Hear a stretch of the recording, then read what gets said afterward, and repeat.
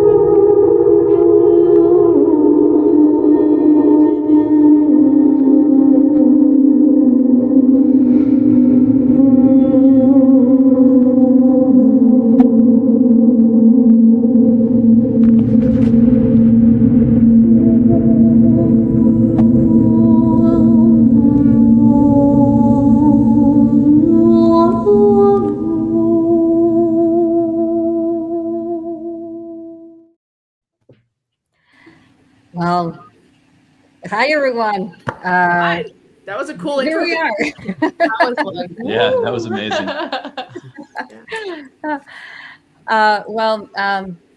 David, welcome. Thank you for joining us.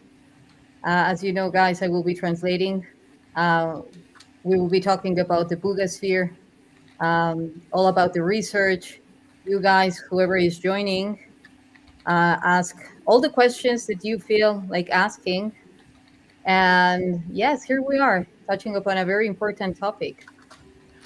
all right. Hi, guys. I'm Nikki Anna Jones. And okay, like I'll just jump in because I'm just going to do it, right? Because I don't know how these like panels really go when you have to like take turns that much and stuff. But okay. So, hi, David. Hi. Okay, so can you walk us through to start out with the chain of custody? Like what date can we verify that the Buga Sphere was found?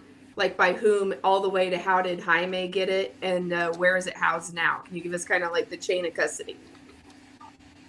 Pregunta que si puede ser compartirnos de forma muy específica cuándo fue encontrada la esfera de Buga, cómo llegó a manos de Jaime, dónde está preciso, o sea, dónde está ahorita.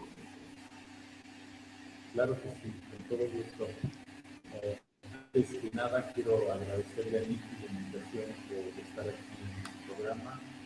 Igualmente, Lisa, y a todas las personas que están participando en este video que se está pasando en vivo. Les doy las gracias por la invitación y es una ventana muy buena para poder explicar qué ha sucedido con lo de la esfera.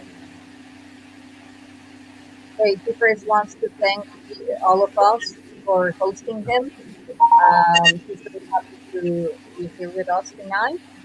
And yeah, looking forward to seeing everything that will be unfolding in this co-creation.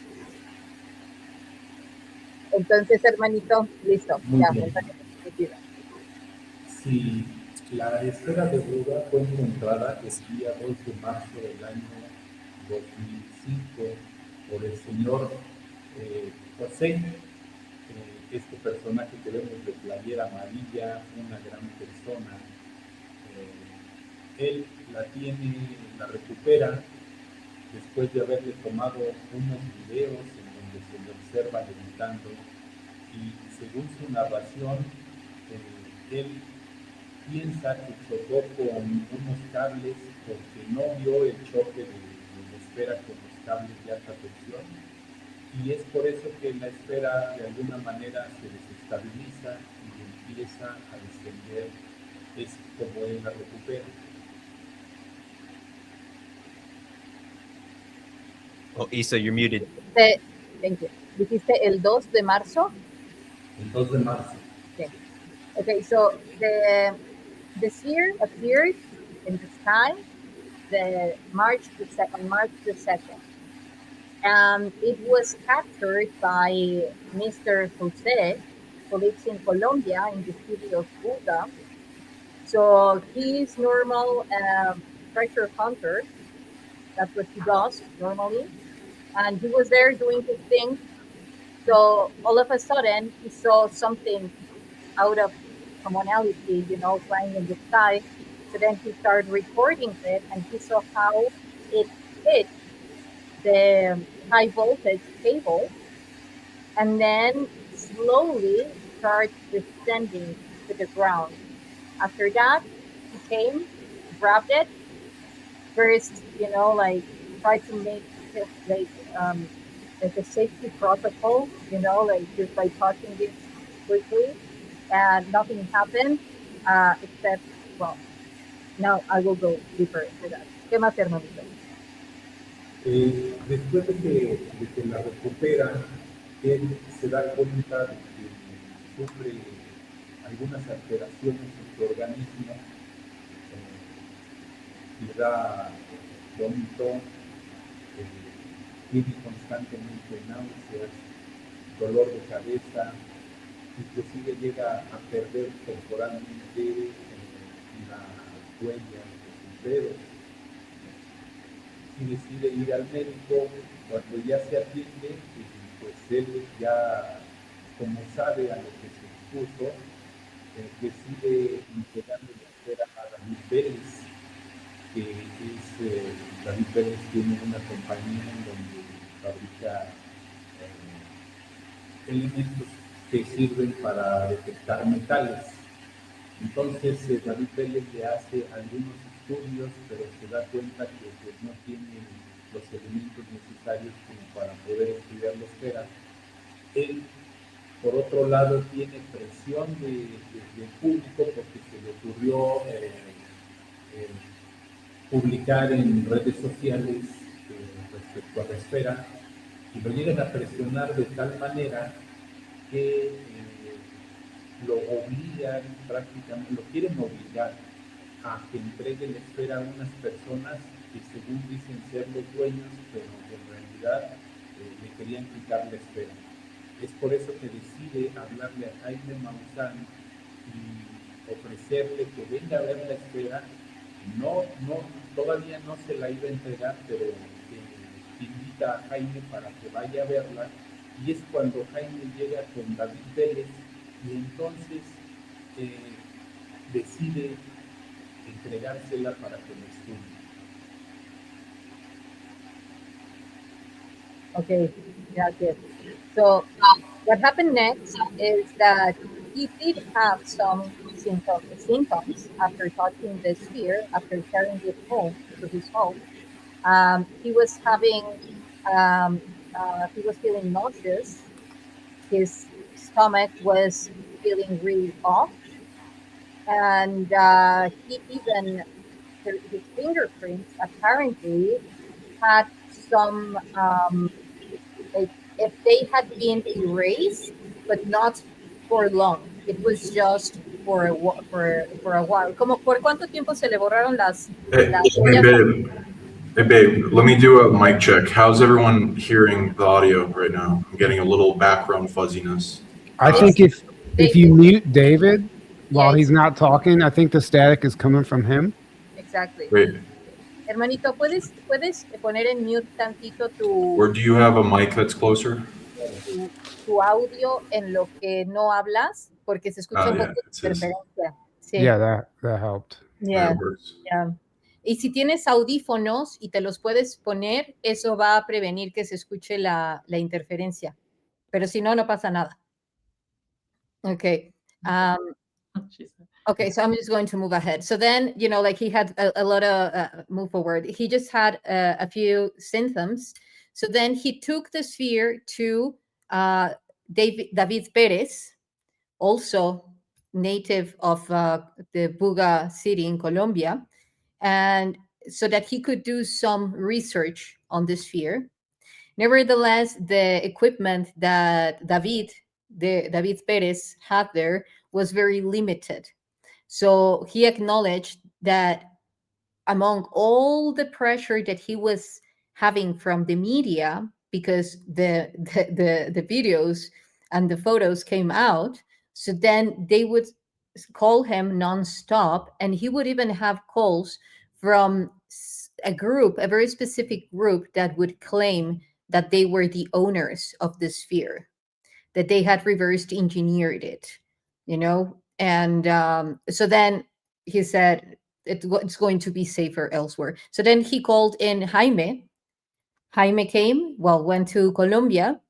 And after a talk, then David Perez thought that the best idea would be that Jaime kept the sphere for research. Hermanito, I have a question about You're on mute, David. sí, no se escucha. Yes, thank you. Entonces, Jaime visita a David y hacen un acuerdo.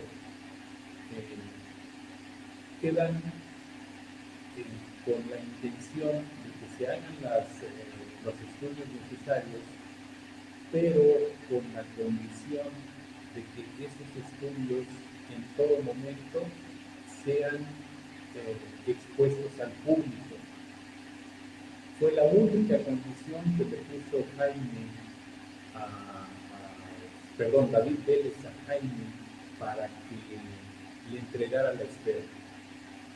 Y ya Jaime, para estas fechas, estamos hablando que Jaime visitó en el mes de abril a David Vélez, y en ese mismo mes a mí Jaime me busca y me dice que si le puedo hacer unos estudios a un artefacto que habían recuperado en Colombia. Entonces es ahí cuando yo entro aquí a realizar los primeros estudios preliminares.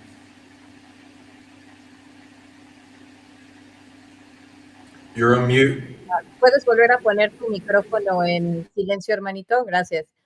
Okay, so then once Jaime is in Colombia, they agreed that he would be bringing, again, the sphere to Mexico under very specific conditions. The main one was that all of the research would be available publicly, because they have always had like this very specific purpose, which is bringing this to the people, you know, all this disclosure forward. Jaime has been involved very much in ufologist topics. He's very famous in Latin America, and he has been in that like for 40 years. He's a journalist and a researcher. So that's why he got contacted by David Perez. So as soon as Jaime gets to Mexico, he contacts David, because David is an engineer who is specialized in metallurgy. So Jaime knew he was the guy for the job. And so then after that, David Avila started being very much immersed in the research. Bueno, yo le pregunto a Jaime qué tipo de artefacto, y ya me dice que tiene espera. Yo preparo el diseño del experimento, es decir, todas las pruebas que le tengo que hacer. Y esto pues es para mí algo hasta cierto punto normal en la industria que me desempeño. Trato de incluir todas las pruebas que se necesitan para poder determinar la tecnología con la que fue fabricada la esfera de luz. Adelante, hermanita. Sí. Okay, so then, like the commitment, David's commitment to this research was to find a way that this sphere was created, as due to his vast knowledge on metallurgy, because he manufactures metal pieces for the cars. He has been in years for this. So then that has been his purpose, and that's what he will be sharing with us about what the discoveries that he has done regarding to this, because he has very solid theories of how this Buga sphere was created on Earth. By whom? That's the question. Okay, so I heard that you guys are. I listened to one interview with David and you where you guys talked about how you think it was actually molded, like in some sort of sand or something, and like one half was poured and then another half was poured, but there was no welding in the middle on the equator or the. So how does he think that it actually is stabilized together? And is it like is it just aluminum? I know there's a couple other little metals in there, but is this a common thing that we use? Like, what's the metal breakdown? And then was it molded instead of hammered? Because yeah. And then how does he think that it's put together? Yeah, it was molded. I just, before asking David, because I just want to be precise on that, it's not that it doesn't have an equatorial line showing the welding. It's that it's not normally as when you put, like high temperature, like they do it now to put together two metals. Mm-hmm. It was used with another ancient technique, which is the wet sand that now David will be explaining. So again, what was your other question, Nikki? Oh, that it was like molded, almost like it was like instead of pounded from like a sheet metal. Yes, even poured, like the metal was poured like a liquid, like how can they tell that? Silica too, right? I think that's one video said that was like a aluminum and silica blend. Silicium. It's aluminum, silicium. Yeah. Oh, okay. In another video. Okay. I was wondering. Manganesium. Yeah, but I will ask. So sure. It was pure. It was poured, and he knows why. And I don't want to be a party pooper, so let's David share it. Estás con. Okay, bueno, lo que preguntan es cómo sabes, cómo puedes distinguir que fue hecha bajo la técnica que dices, que es de la arena húmeda, y qué elementos de metal tiene. O sea, ¿qué metales tiene? Sí. La composición. En cada proceso de manufactura tiene una huella digital, por decirlo de alguna forma. Uh-huh. Es decir, hay diferentes tipos de procesos por los cuales se puede obtener una esfera de este tipo. Uno de ellos pudiera ser a través de un molde de acero en donde se vacía lo que es el aluminio y se obtiene, se va a obtener una esfera perfecta porque esa inhibición prácticamente va a ser a presión. Entonces no va a dejar ningún poro en la superficie porque toda la presión que se ocupa para inyectar ese material va a salir a la superficie, todo gas. Y por ejemplo, la superficie de esa esfera bajo ese proceso de inyección a presión sale prácticamente limpia. Sin embargo, no es el caso de la esfera. La esfera presenta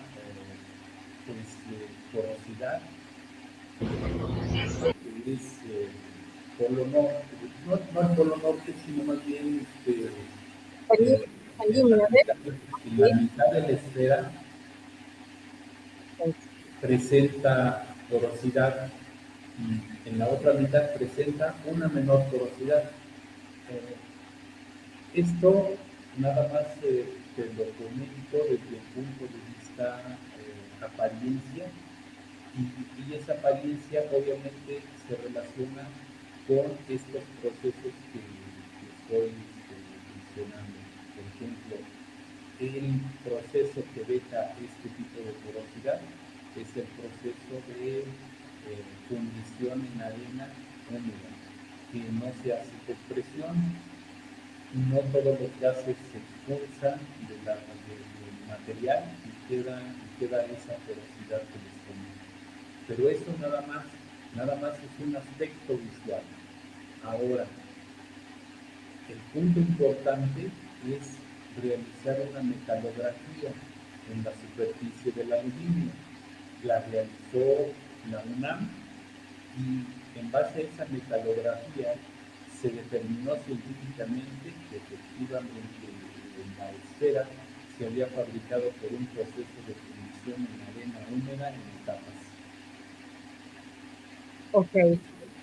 So what he's saying is that his mainly like, well, firstly, his theory is sustained because it was already there was a test doing by the metallurgy team in the National University of Mexico, and they agreed that it was created through a wet sand process. So what is the sand, the wet sand process? So as Nikki was saying, that we mentioned in the other video, it's like you get two molds, you put them together, yet that what it's going to create, that the two layers come together, is the pressure that the very same sand is generating. So of course you have the liquid metal, you know, you have the molds, and then through the pressure that is impressed through imprinted through that the wet sand, then that the welding in the equatorial line is going to be done. The thing is that, again, even another way to prove that it was through wet sand, which is different from other techniques that also use molds, because it could have been any other technique that uses molds, is that the porosity of the sphere, because it has a lot of porosity. So this means that the gases were taken through that very same process, and then leading to, hold on, hermanito, dices que entonces los gases se quitaron, ¿cierto? Mira, cuando se usa un proceso de inducción a presión, esa misma presión con la que se inyecta el aluminio en el molde hace que todos los gases salgan. Exactamente, ok. Y te queda la superficie libre de poros. Okay, perfecto. So as I was saying, the pressure that is generated by all the sand, what happens is that the pressure that is in between all the components, among all the components of the sphere, is that those gases, are expelled. So then that generates precisely all that porosity. I have a question, if that's okay, or if he's going to say something. He can go ahead. Let him respond. ¿Ibas a decir algo, hermanito, o te pueden hacer otra pregunta? Sí, iba yo a comentar que en el caso del proceso de fundición en arena, podemos tener inclusiones en la superficie de la propia arena. Esto lo que nos dice que también se detectaron ese tipo de inclusiones en el estudio que hizo la UNAM en el análisis metalográfico. Entonces aquí tenemos la prueba científica, que es este análisis metalográfico que se realiza, en donde determinan que incluso digamos que ambos hemisferios de la esfera no fueron fundidos ni hechos en el mismo tiempo. Hubo una diferencia de tiempo entre una y otra porque tuvieron diferente velocidad de enfriamiento. Aunado a esto, la prueba digamos, científica que nos dice eso es un análisis por XRF, por espectrometría de rayos X. Con esto nosotros determinamos que se presenta en la esfera, en lo que son las carcasas de la esfera, un fenómeno que se llama segregación. Este fenómeno se da cuando el enfriamiento es muy lento y entonces, en lugar de ser homogénea la composición química, tenemos concentraciones, por ejemplo, de níquel en determinadas zonas y en otras zonas no tenemos níquel. Entonces, tanto la prueba física que realizó la UNAM como el análisis de XRF que nosotros realizamos demuestran que se fundieron ambas carcasas en diferente tiempo y fueron por ese proceso. Okay, so what he says, gracias, hermanito. What he says is that he can tell, like, due to the way that he knows how metal is it's manipulated, and along with the tests that this university, like the National University of Mexico, applied to it, they got to not only the conclusion yet the results that both molds, like the upper and the lower one, were made at different time. Why? Because they had different cooling time, different cooling, not the procedure itself, yet the time that it took to cool down, it was different. So in one of them, there was even like this behavior of segregation with a very specific machine that is the spectrometer, that you can measure the light. Then they could see that that's one of the sides, or let's say one of the hemispheres had taken longer in in its cooling process. And also another way how they knew that the wet sand was the method used to create it is because there were also the presence of other type of shapes besides the interaction that the sand itself would be generating along with the mold.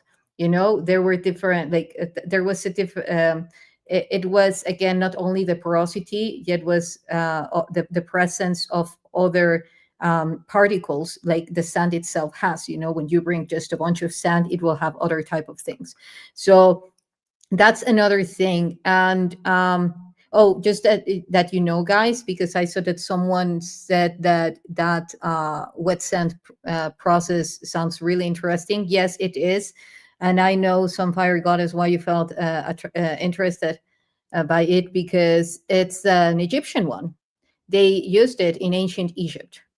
So, okay. So, Tyler, do you want to go ahead? Yeah. So, and these might be things that you guys already know, but I'm just curious. I haven't been following it. So obviously this thing was flying once, and now they're studying it and they're running all these tests. I'm just wondering if, for one, and this might be a silly question, but has anybody used like AI to try and translate the symbol and what's on it? I'm sure you have. But two, have you tried to reactivate it? Because a lot of these artifacts, through lore, are like voice activated or frequency activated. So I'm wondering if different frequencies have just been tested around it to see if there's a response. I got this translation if you want it read off in a bit. Go ahead. Yes, we're working on that, actually, on the translation of other codes that are present, not the ones that have already publicly been shared with the audience, and the one which is the one that Sean is talking about. There are other codes that we are exploring using AI, using other type of technologies. I am creating one which is the Spectral Cymatic Transceiver, which is the purpose is to translate those codes into sound, because they are very clear. So once you tune into the core essence, let's say like the Morse code or even the Braille code of each letter, then you can translate that into geometry, then into cymatic, into frequency. So that's one. We had also donations coming that, like, it's a frequency generator, and David brought some Chladni plates so that we also are tuning into the frequency that the sphere itself is emitting. Cymatics. Yeah, so through cymatics, that's why the Chladni plates, also Petri dishes. And yeah, we have been working deeply on that, because that's one of my core messages that the sphere wants to communicate with us. It's showing it in different ways. I don't want to, I want David to be the one sharing the information. Yet, from my experience that I have been present in the most recent experiments and being part of them, I can tell you that the sphere is transmitting messages in situ as we speak, is showing different patterns of behavior, even in the tomography, in the tomography plates. So, David, hermanito, me pregunta que qué tan profundo hemos ido en lo de la decodificación a través del sonido y de las frecuencias. Ahorita todavía no hablan de los códigos en sí, sino de la frecuencia y de los sonidos que le estimulan y demás. Bueno, mira, es importante mencionar que también realizamos estudios de emisión de frecuencias hacia la esfera. Estos estudios se hicieron en otra casa de estudios importante también aquí en México, que es el Instituto Politécnico Nacional. Estuvimos realizando esas emisiones de esfera y tuvimos resultados importantes. La esfera responde con una emisión también de frecuencia, y responde a frecuencias como es la frecuencia del habla del ser humano. También responde a instrucciones de manejo, es decir, alguien que la está manejando externamente responde a ese tipo de frecuencias. Y bueno, en base a estos estudios que se realizaron, nosotros nos damos cuenta que es una parte muy importante en emitirle frecuencias para que de alguna manera pueda esta esfera captar esa energía, ese impulso que requiere inicialmente, quizás para poderla hacer levitar en mucho tiempo. Okay, gracias, hermanito. Okay, so he's saying that previous to this, one of the first research that was done to the Buga, well, it was taken to another national institute, the Polytechnic National Institute, in Mexico, and they brought a beautiful singer of chanting mantras to the sphere. So they were testing the response that the Buga Sphere has to the mantras, and it was really responsive. It was really responding to the frequencies. This is why they started relating it to a lot of the Vedic ancient culture, and that a lot. Moreover, the Dr. Agnese later on as well did the translation that is very much related to the Proto-Sanskrit. But I won't talk about this in a bit. Just I will let also David bring the news on that. This was former research. And so they what has been very consistent, as I was telling you, Tyler, that the sphere has been showing clear feedback. You know, it's non-random. It's very much related. Like, for instance, in this image, I'm sinking to the sphere, and you can see how it is showing a thermal response to my touch in different parts of the sphere. And the sphere is so cold that my hands are not hot enough. Actually, I always have very cold hands, you know, so my hands are not generating enough temperature to actually, you know, bring that heat to the sphere. You can see that my temperature in the number red is 35, and the temperature of the Buga sphere is going from 17 to 20 degrees. So it's going up and down as my chant goes on. And even at some point, one of the frequencies that they played, it was moving, like dancing with the frequencies that I created for it, especially. Not these ones, not the ones that I'm singing in this video, other ones. You just measure that in thermal photography? Like, is there any other, like in the actual gauge, is that how we're measuring that it's reacting to people's frequencies, or is there any other kind of activity that it's having? Well, with this, we are reading that it's having all type of activity in the inside, you know, like even like a heartbeat. In the other video that Sean was showing before, where we are in the other lab, it is showing a variation in the patterns of what it at its core, and even a heart, you know, like a heartbeat when it started spinning. That's a machine that David invented, you know, that he designed it and he invented. Because just to finish with what David was saying, that he also believes that a key part to make it, to activate it again, is through frequency, for sure. We are all on that page. Yes. I think this is really interesting, the frequency thing. So I love how you're measuring how it's responding to you and your frequency. Have you guys done any testing? I know there was mention about people who were around it were having dreams. Has any of that been documented as far as like dreams, heart rate, brain activity? Have you looked at humans and done any measures in how their bodies are responding and reacting in the presence of it? That's a beautiful question. Let me, David, answer it for you. Can I piggyback on that question too? Because my question was basically the same thing, but also touching it with what he was saying in the beginning about the man who found it and fingerprints and the physical symptoms. Like, have there been physical symptoms as intense as that first one? And if not, why does he think there hasn't been? And then also, like what Amanda's saying too, has there been other measurable or anecdotal experiences like that?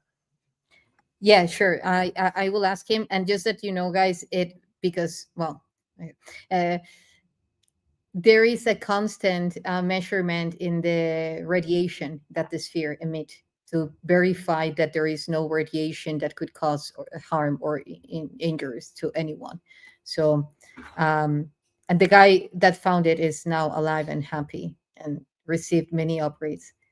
Now he can write a book about that. So, hermanito, me dicen que si, es una pregunta muy interesante, que si, así como se ha medido a la esfera con la interacción de las personas, que si se ha medido el resultado que la persona muestra ante la interacción con la esfera.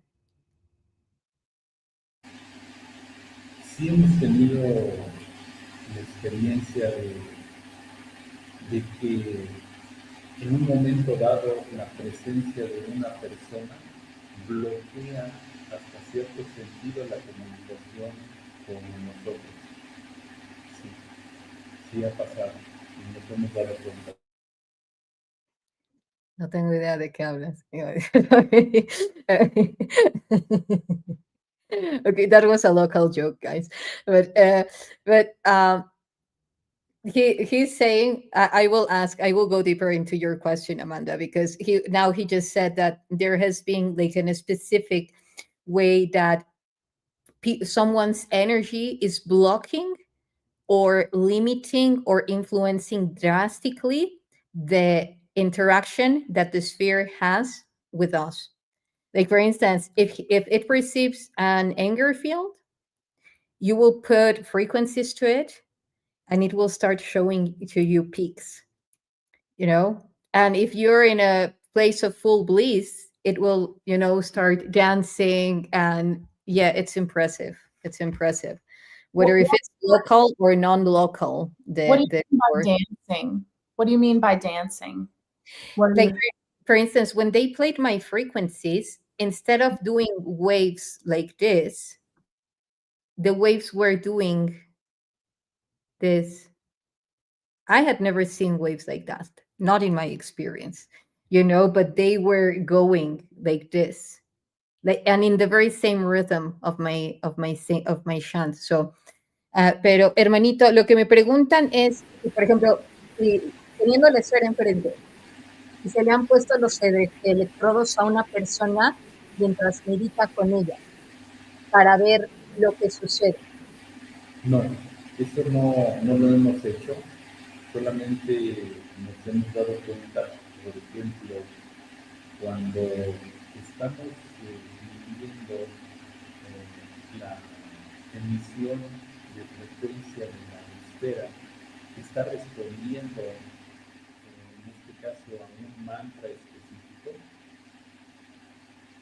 llega una persona que no está acorde a esa frecuencia y la esfera deja de responder.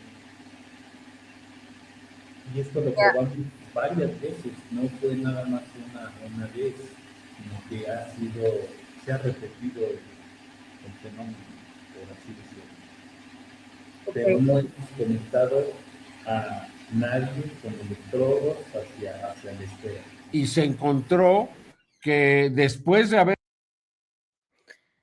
Okay, so he says that there haven't been tests like that, like the one that you were asking about, Amanda. That's a very good one. We will definitely do that. Yeah. And then, like, the fact that it really, like, its interaction, its feedback is very proportional to the surrounding. If it feels comfortable, it will respond and give feedback. It doesn't feel comfortable, if there is a low frequency or a distortion in the field, it won't communicate. And there haven't been any other cases, JC, that would be, you know, of health, like a red flag in health. So why does he think it did that to him? Was it a vibrational mismatch thing, or was it more of a discharge? And I know we've talked about this a little more behind the scenes, but for the viewers and to hear it from David, what is his opinion on that? Oye, hermanito, me pregunta que si por el tema de lo que le pasó a este José, que si tú a qué se lo atribuyes que le haya pasado lo de las náuseas y lo de las huellas digitales. Estos síntomas son característicos cuando el cuerpo humano está expuesto a emisiones de radioactividad o de energía electromagnética. Inclusive, mira, estamos viendo ahí en el video el lugar en donde colocó José la esfera en lo que guardaba sus instrumentos con los que andaba buscando tesoros, y vemos que todo el pasto ahí quedó quemado. Esto nos indica que la esfera en ese momento todavía estaba emitiendo energía electromagnética o posiblemente energía nuclear. Ahora bien, esto también lo podemos comprobar con esa pérdida de peso, con esa ganancia de peso que fue teniendo a través del tiempo. Primero, don José le estimó que pesaba unos 2 kilos. Después, cuando se le entregan a David Vélez, checa el peso y este da 6.8 kilos. Y posteriormente, el peso se incrementa a 9 y cuando llega a nuestras manos ya pesa 10.130 kilogramos, es decir, que fue perdiendo esa energía que la hacía levitar y al ya no contar con esa energía, pues vamos registrando ese efecto en la ganancia de peso. Okay, so what he's saying is that what he thinks is that due to those symptoms are consistent to radioactivity, being present in radioactivity, or due to the high energy density in the electromagnetic field of the sphere itself. When he captured the sphere, it weighed 3 kilos. After, when Jaime received it, it was weighing 6 kilos. And then when it arrived to Mexico, 9. And then when David joined the research group for the first time, it was already, its weight was 10.130 kilo. So that energy that was at some moment creating, it's not anymore. It's active, but not that active in order to be creating, like radioactivity or something or else, and it's like the same with the spaceships, YssaH, like there are spaceships that have been found here in Mexico that are, like a little bit like really veiled by the very same people that live there. And they say that they have a radioactivity field, like they cannot touch them because people gets really sick when they touch them. So are you guys seeing any other signs of diminishing of energy other than what you just listed in terms of the weight and those kind of energetic effects? Are there other signs of it lowering in energy, or does it seem to kind of have stabilized at the current energy and consciousness, if you will, that it's emitting right now? Well, they have done very interesting tests. I will ask David so that he tells you guys. And but they are very much involved to read and to influence the energy that the sphere is emitting. Hermanito, me dice que cómo saben que además de por el peso, otra forma en la que la esfera ya haya variado su campo electromagnético. Cuando nosotros empezamos a estudiar la esfera geométrica, lo primero, por protocolo, lo primero que hago es asegurarme de que no tengamos emisiones de energía nuclear ni energía electromagnética. Entonces, hicimos con el equipo necesario, nos dimos cuenta que ya no emitía energía electromagnética. Y tampoco emitía, la energía nuclear que emite es una energía nuclear normal que emite la mayoría de los objetos aquí en la Tierra. Entonces, no es una energía nuclear alta que ponga en peligro la salud del ser humano. Okay, so like what I was telling you guys, that they measure every time that there is going to be an experiment performed, they do the measurement on the radioactivity field that the sphere is emitting. And right now there is, but it's as normal as any other electronic device. Perhaps even the cell phone has more radioactivity. I don't know. He didn't say that, but like the same as a electrically or battery charged electronic device, not necessarily like an inert, like a phone that would be powered on versus a phone powered off, right? Like it's still giving off an energy, like it's having a power source, is what you're saying? Almost like a circuit board, the way I see it. Yeah, no, and I was just talking about the terms of the radioactivity that it is emitting. It's very low, like any other electronic device. That's what it's emitting. But yeah, so do you want to go to ask another question? The variable weight is really interesting because like 3 kilograms to 10.13 is a huge difference. So and also when I see the video of it flying in Buga, that looks like bigger to me than the basketball thing that you guys have in the lab. So it's weird to me that it's actually weighing more now when it looked to me like it was bigger. And then also they have it, like you guys have it on that device where it's spinning. Are you weighing it? Is it losing weight during like some sort of centrifugal force physics thing? Or is it just like, what are the conditions that its weight is being this variable? Well, the thing is that it starts creating energy. So then it reached all the way until 2,100 volts. So it was creating its own energy. So then it started losing weight. It lost 2.6 kilo in 20 minutes. And that was David's purpose, to see what happens when it starts spinning. So it showed that it is active. It's generating its own field.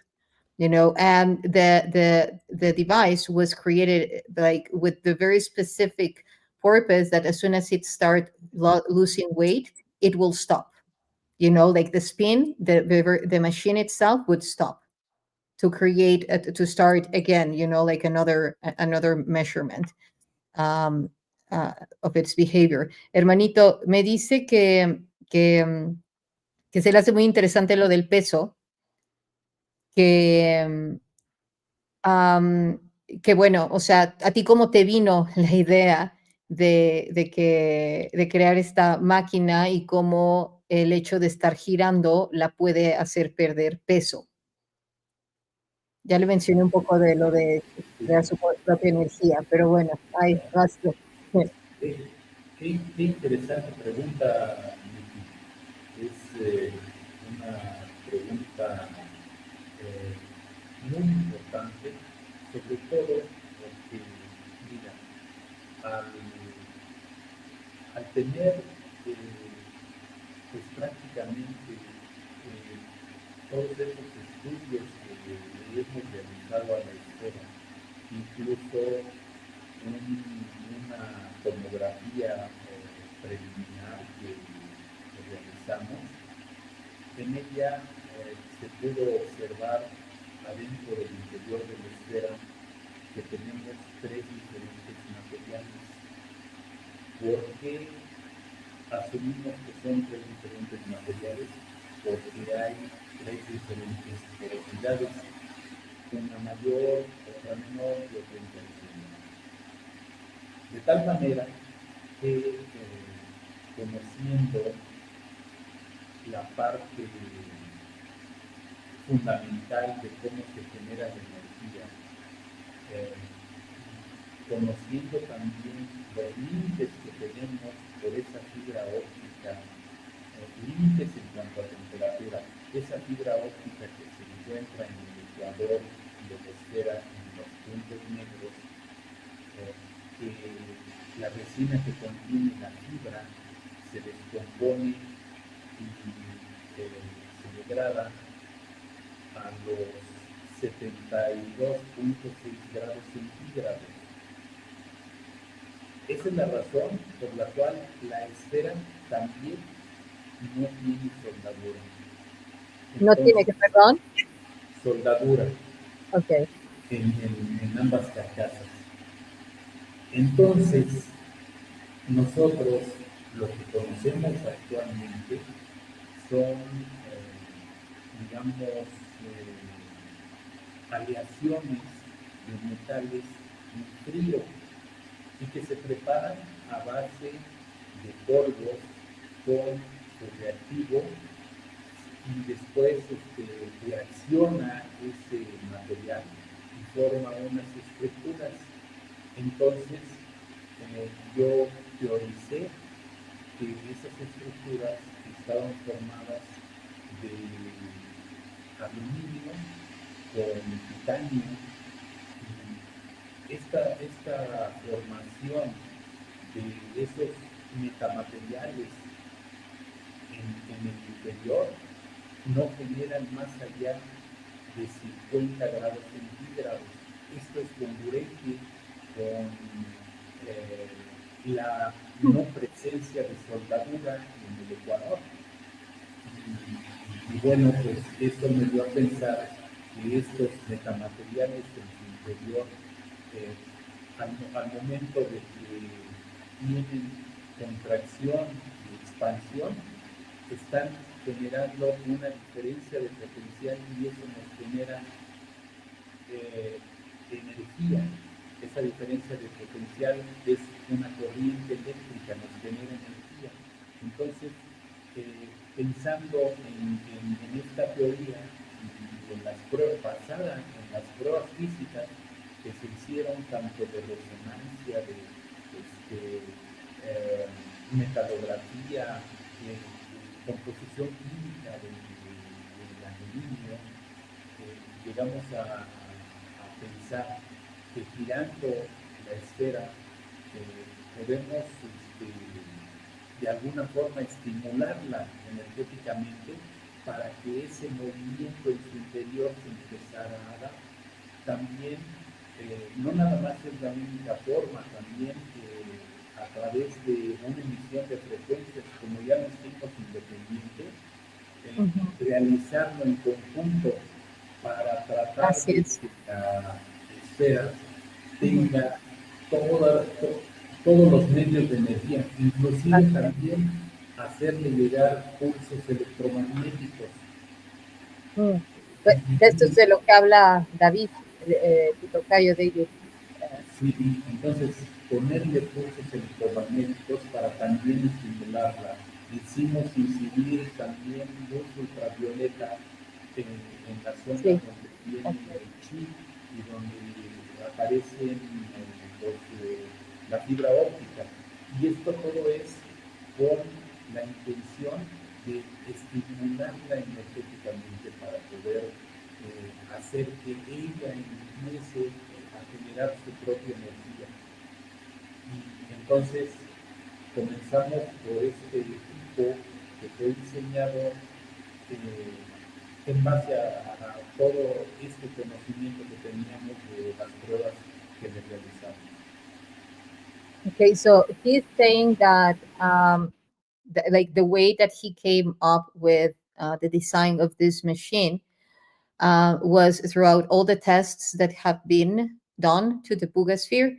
Like, for instance, one of the things that he has felt from after, like this, some of the researches that done is that like the tomography themselves, like the tomography that the different, well, there have been like 2 tomographies that have been taken of the Buga Sphere.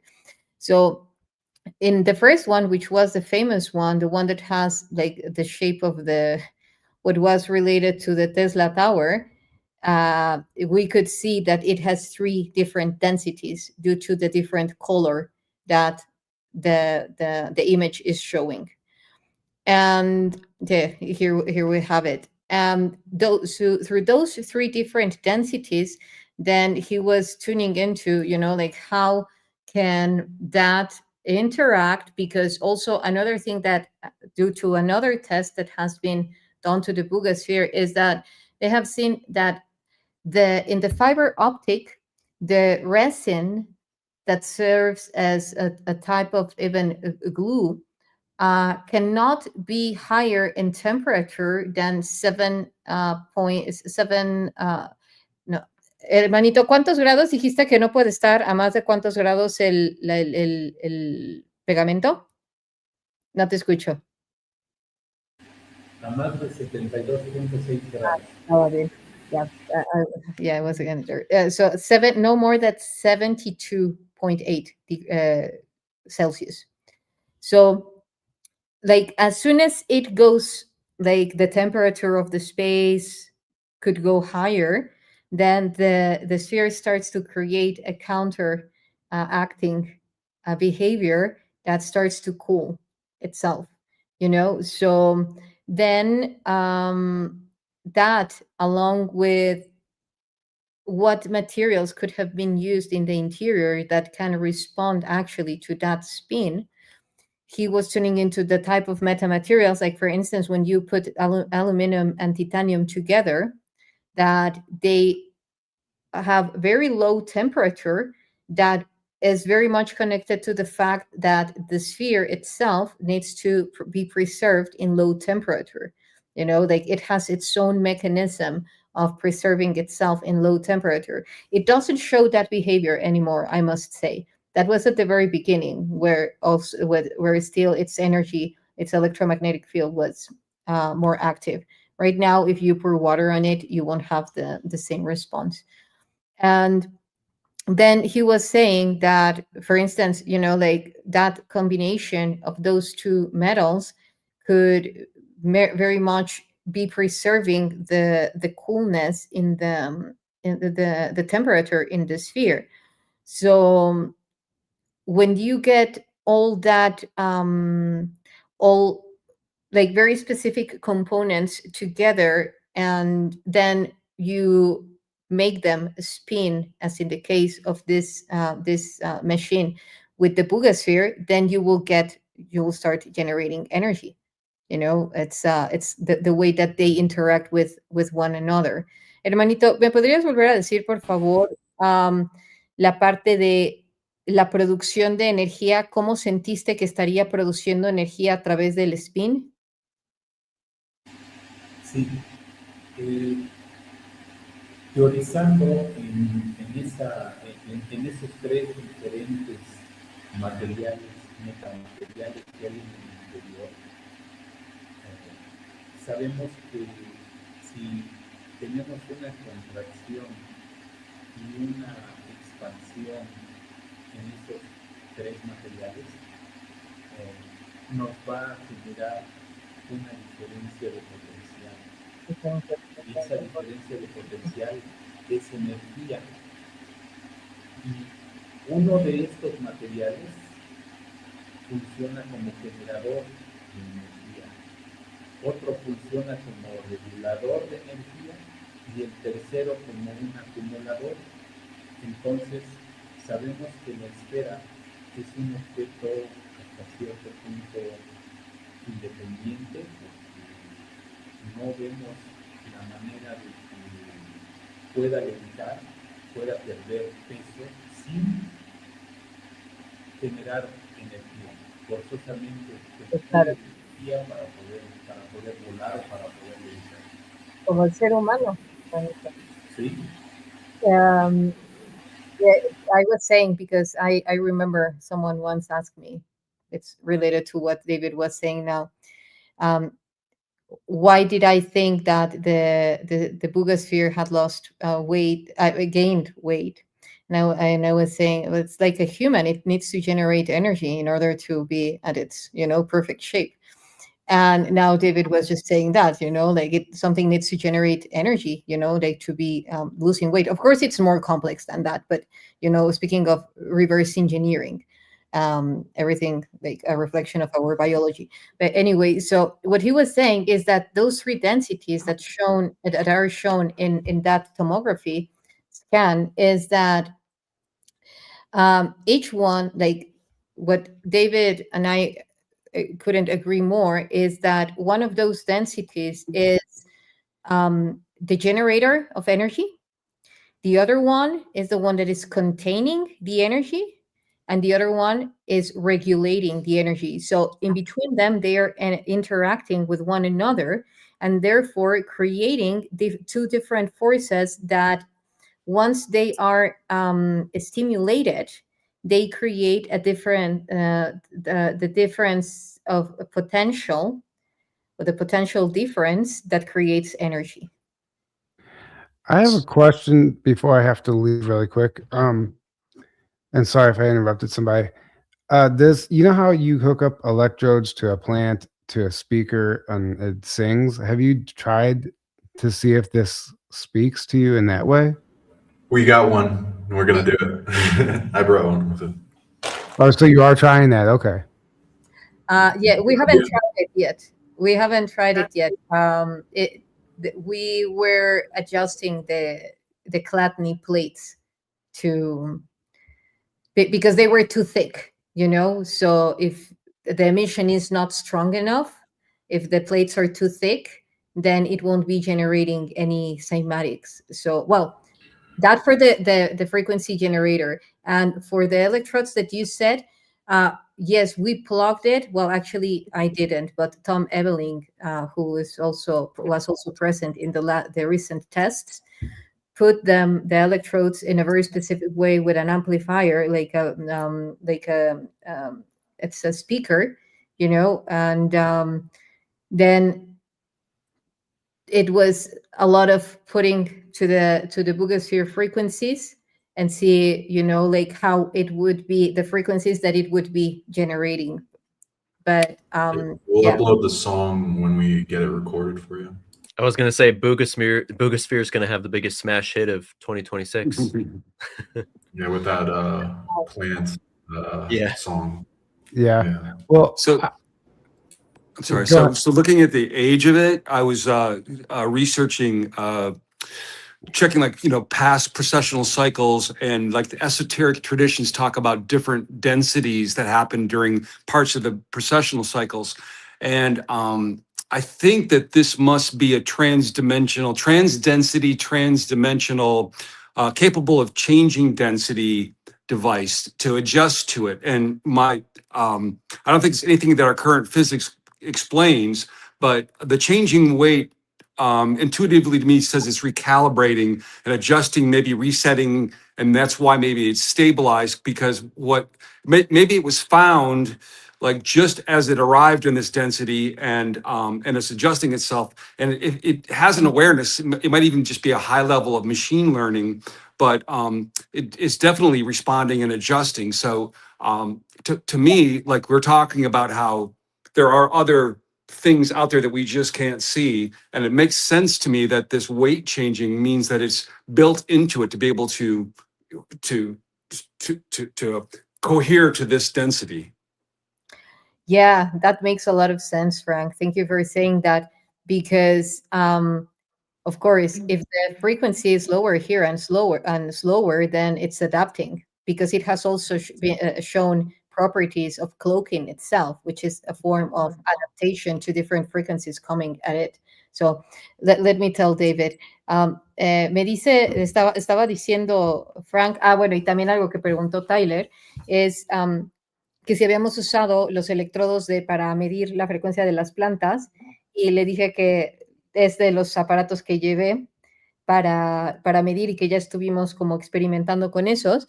Luego dice Frank que él siente que también lo del peso podría ser una forma de adaptación de la esfera ante el ambiente que hay aquí. Como es más, digamos, el momento angular de cada partícula es más lento en esta densidad de la Tierra, debido al campo gravitacional y demás, entonces que es una forma de adaptación, podría ser una forma de adaptación que la esfera está teniendo al ambiente. Bueno, aquí es importante comentar.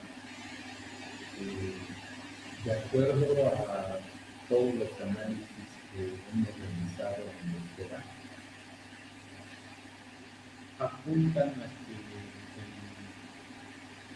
el 99.99%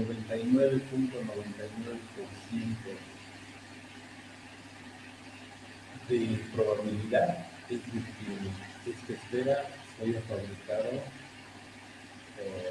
digamos, en un ambiente en donde hay gravedad.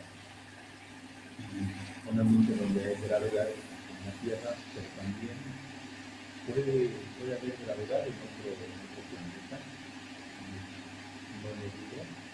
Se ha comprobado incluso en algunos de los planetas en donde la gravedad es menor que aquí en la Tierra, y esto pues se ha realizado de forma científica de investigación, así lo demuestra. Sin embargo, mira, es importante mencionar que todos los materiales que están en la esfera se encuentran aquí en la Tierra, pero también en el universo. O sea, son los mismos, no hay algún material desconocido. Por otra parte,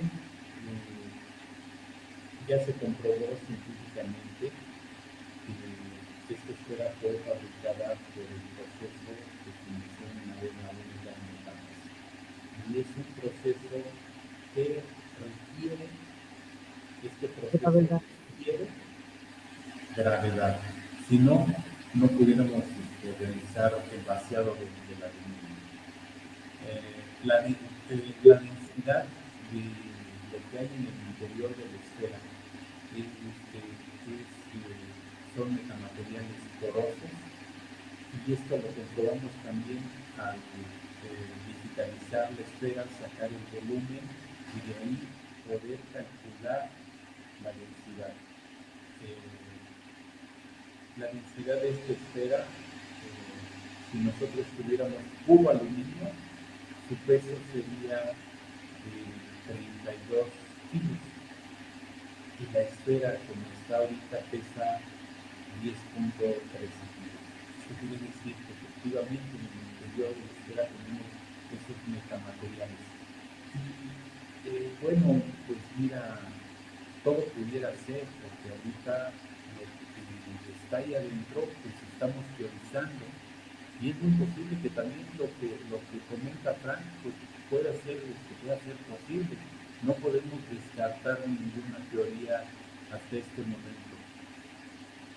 Sin embargo, yo sí lo que creo es de que digo, no es de que crea, sino de que todos los estudios que hemos realizado demuestran que ahí adentro no hay ninguna torre de Tesla, como veíamos ahorita ahí en el Okay. Sí, bueno, lo que decía del tema de la gravedad era por los diferentes tipos de gravedades, pero sí, o sea, tú sí, okay. Okay, so what he's saying is that according to that technique that he has, well, not like he yet, the equations, the tests, and so forth have proved that the sphere was created and manufactured in Earth, or at least in a place that would have a similar gravitational field as the Earth, because in order to liquidify the aluminum, it requires gravity, like the one on Earth. So, and also, like fusioning it with the other materials, with the other metals. Because, for instance, if the sphere itself was made only of aluminum, it would weigh only itself 32 kilo. But due to the fact that it's composited with other metals, then and it's also a very thin layer. If we see the tomography that with the first tomography, I won't say the Tesla Tower anymore.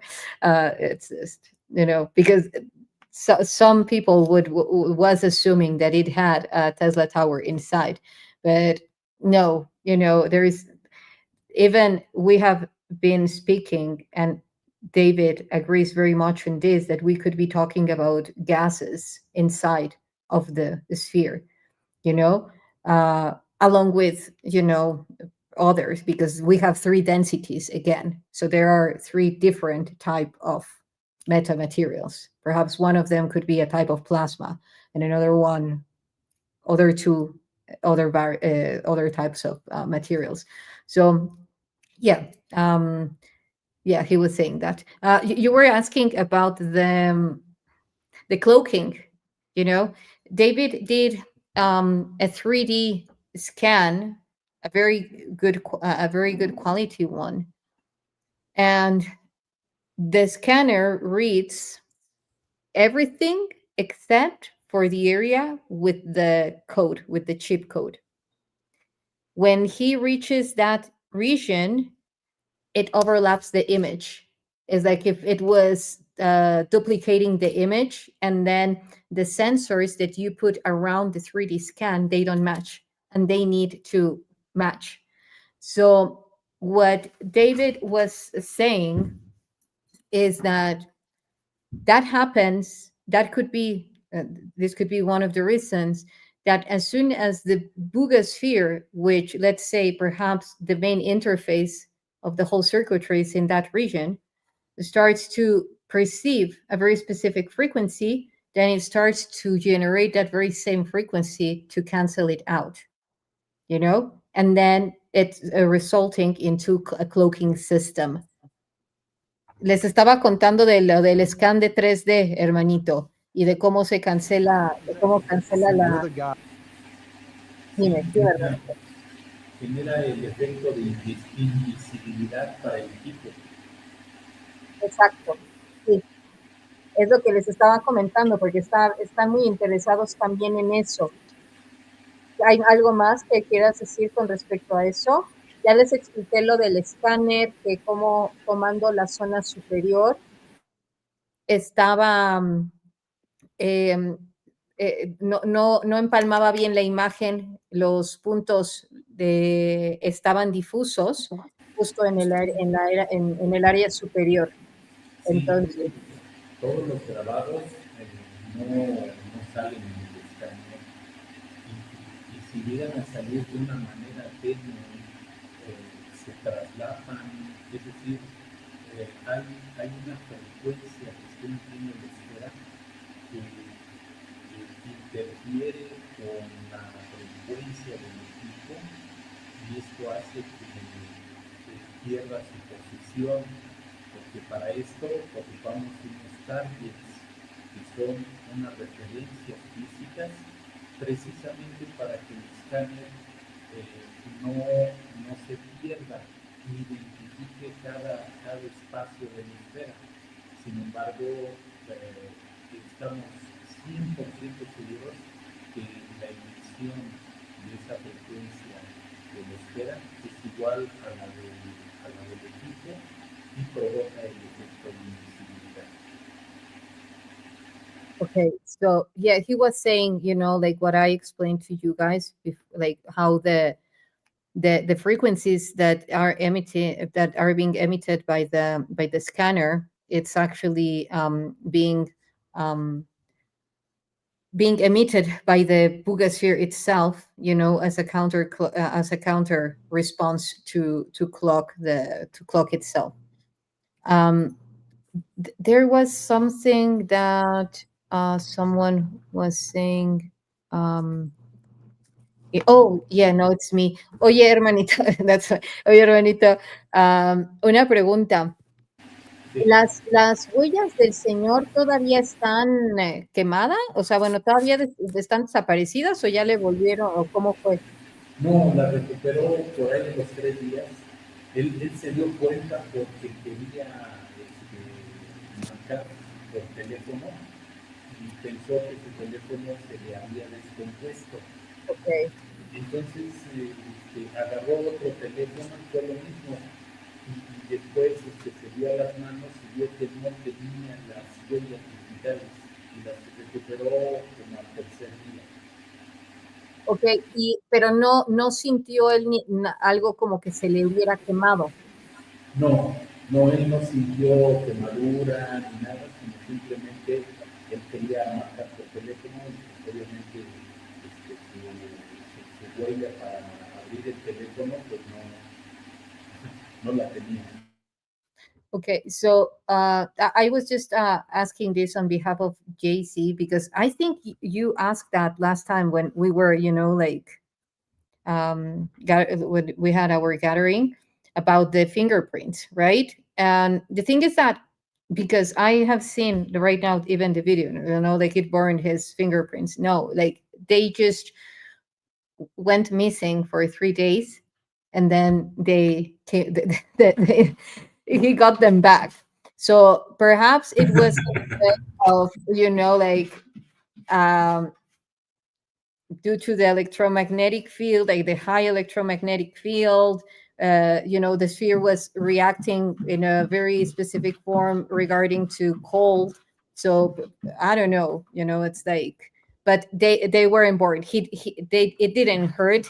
Like he was not like, oh, my fingerprints, you know, like he found out because days after finding the Buga Sphere, he was trying to use his cell phone to write something, and not even days after, because that makes no sense.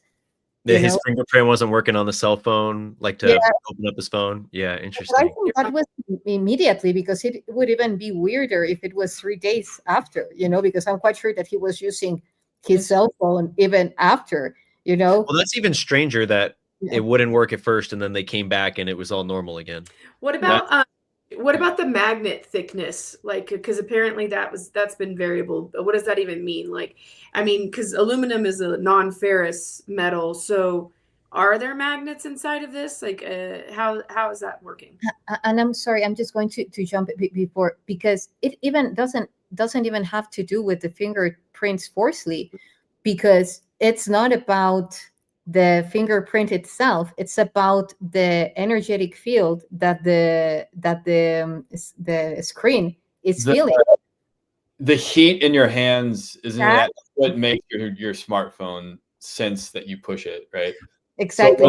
So are you referring to just the capacitive touch versus like the fingerprint ID is what I thought you were talking about? Like, Yeah. no. Okay, so it just was- wow, yeah. that's even weirder if it didn't That's have even weirder. capacitive. Jay, you're on mute. I can't hear you. Oh, you can't hear me? We can hear We you. can hear you. We Okay. can hear you.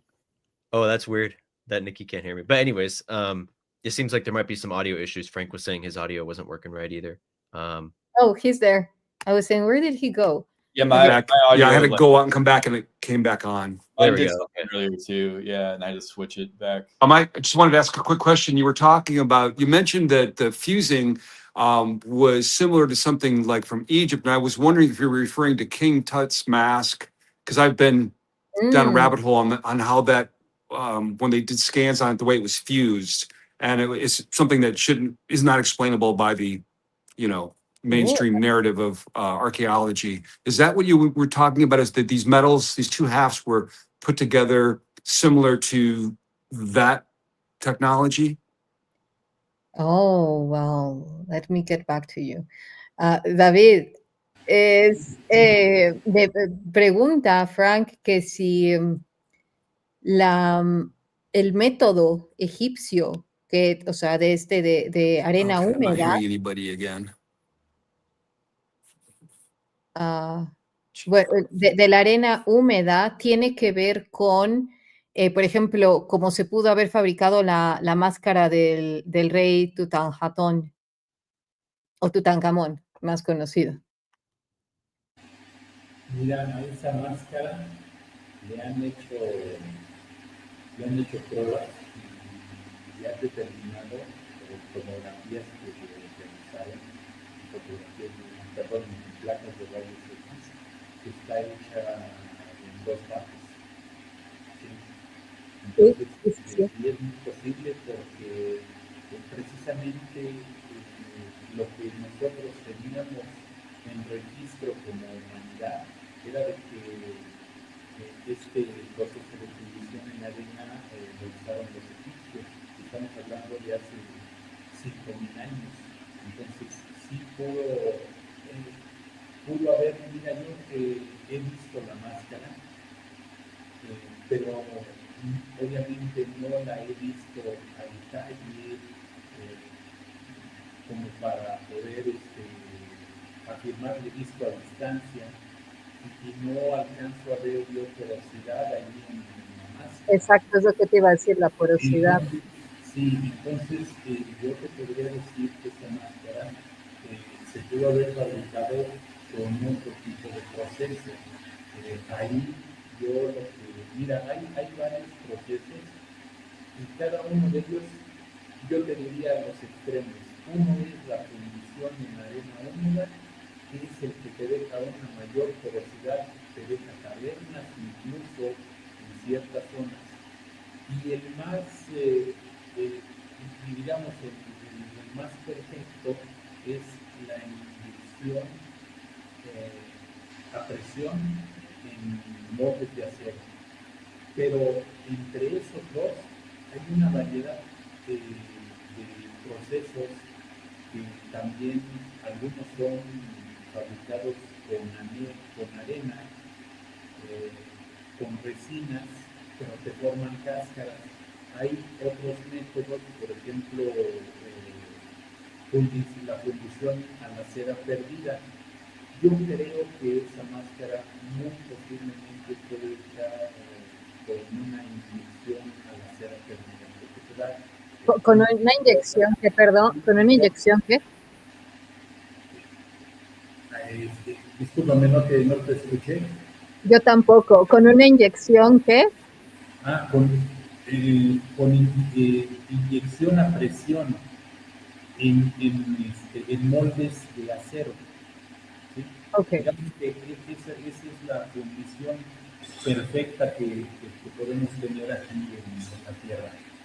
Ahora, entre esos dos procesos, en de fundición en arena y en de inyección a presión, hay otros procesos de fundición. Uno se le llama proceso de fundición por cáscaras de arena que son fabricadas con algún aglutinante y son sólidos. Otro proceso es el vaciado, nada más por gravedad en molde de acero. Pero también tenemos otro proceso que fue muy posiblemente el que utilizaron para fundirla y para trabajar la máscara de Tutankamón, y debió haber sido un proceso de fundición a la cera perdida. Y también pudo haber sido ese proceso. ¿Fundición a qué? Pero aquí lo interesante No, pero... a la cera de Sí. como si fuera cera de Campeche, a la cera perdida. A la cera perdida. Ajá, así es. Okay. Pero aquí lo interesante es la unión de estas dos partes de la máscara de Tutankamón. También es un digamos, un misterio. Gracias, hermanito. Frank is saying that that's a very interesting question. And the thing is that due to, like, he has seen physically the mask, perhaps not too closely, yet from that distance, he wouldn't perceive any type of porosity. It was like perfectly, polished. So perhaps he would attribute it to another process. That one option would involve the steel molds, molds made of steel. That this is also used nowadays, and it's the most perfect form of, welding without seeing the mark, and another one would be of that one is in the name is pression injection. Inyección de presión, pression injection. And then he has another one, and that's a really weird name, even in Spanish, which is a la cera perdida, which is somehow of like a lost metal. But even a la cera is like, a la cera viene de el acero, ¿sería? ¿No? No, de la cera, de la parafina. Oh, de parafina, like wax, like lost wax, which is also like kind of interesting name, but yeah, like, y de ahí los moldes serían de cera. Son de arena cívica. Okay. Primero se rellenan de cera y después se vacía digamos, el metal sobre la cera y la cera pierde su volumen y va siendo rellenada por el metal. Okay, so that one involves also sand, and the sand starts losing its weight, and then then another whole process. But I mean, do you want to know the special details, guys? I can tell you, but I don't know if anyone wants to ask another question. I'd like to know about the fiber optics and how they figure their fiber optics, and Okay. So the fiber optics are in two of the black spots that are in the equator of the sphere. Not all the holes are fiber optic, just two of them. And those two holes are connecting the whole equator. It's not like they are just, like randomly embedded in the sphere. They are in all the circumference of the equator. And okay, so David, están preguntando de la fibra óptica. Me gustaría mucho saber acerca de la fibra óptica. Bien. Aquí, cuando yo analicé esos puntos negros que se encontraban o que se encuentran en el Ecuador, me di cuenta que no correspondían a un metal. Entonces enfocamos las siguientes pruebas a determinar qué tipo de resina era la que había ahí. Yo estaba seguro que se trataba de una resina porque luego he hecho pruebas con el espectro XRF y no había tenido alguna respuesta. Entonces todo indicaba que ahí había un peligro. Entonces ya se le pidió en forma específica a la UNAM que hiciera un estudio a este polímero y resultó que ese polímero encapsulaba lo que es el dióxido de silicio, y es, digamos, propiamente la fibra óptica. Esta fibra óptica tiene una gran cantidad de aplicaciones actualmente en la industria. Sin embargo, en uno de estos puntos donde se detectó, se hizo un conteo de 52 diferentes tamaños de fibra óptica, pero estamos hablando de microfibra óptica, es decir, son fibras más delgadas que un cabello. Estamos hablando de medidas nanométricas. Okay. Well, what he's saying is that this type of fiber optic is very much used nowadays. It's a very fine type of fiber optic. How they came to find it is that when David was doing like one of the tests, he could see that in the equator there was this type of particle that he because he was using a scanner and it won't detect that part. So then he was saying, okay, so the only reason why it wouldn't detect it's because there must be like an organic material. So then he said it must be a polymer, an organic polymer. So then they scrapped a little bit. They took a little sample from it. And then, as you know, part of it was taken to the Georgia laboratory here. Well, the university in Georgia, not here, like if I'm in the United States, in the United States. And carbon-14 was used to date it, and it was 12,560 years old. And so when they say that was the resin they dated, it was in the fiber optic cable? Interesting. Exactly. And another thing is that there are 52 different types of fiber optic there. So that's a lot of variety. And each one of them is like 1 hair thick.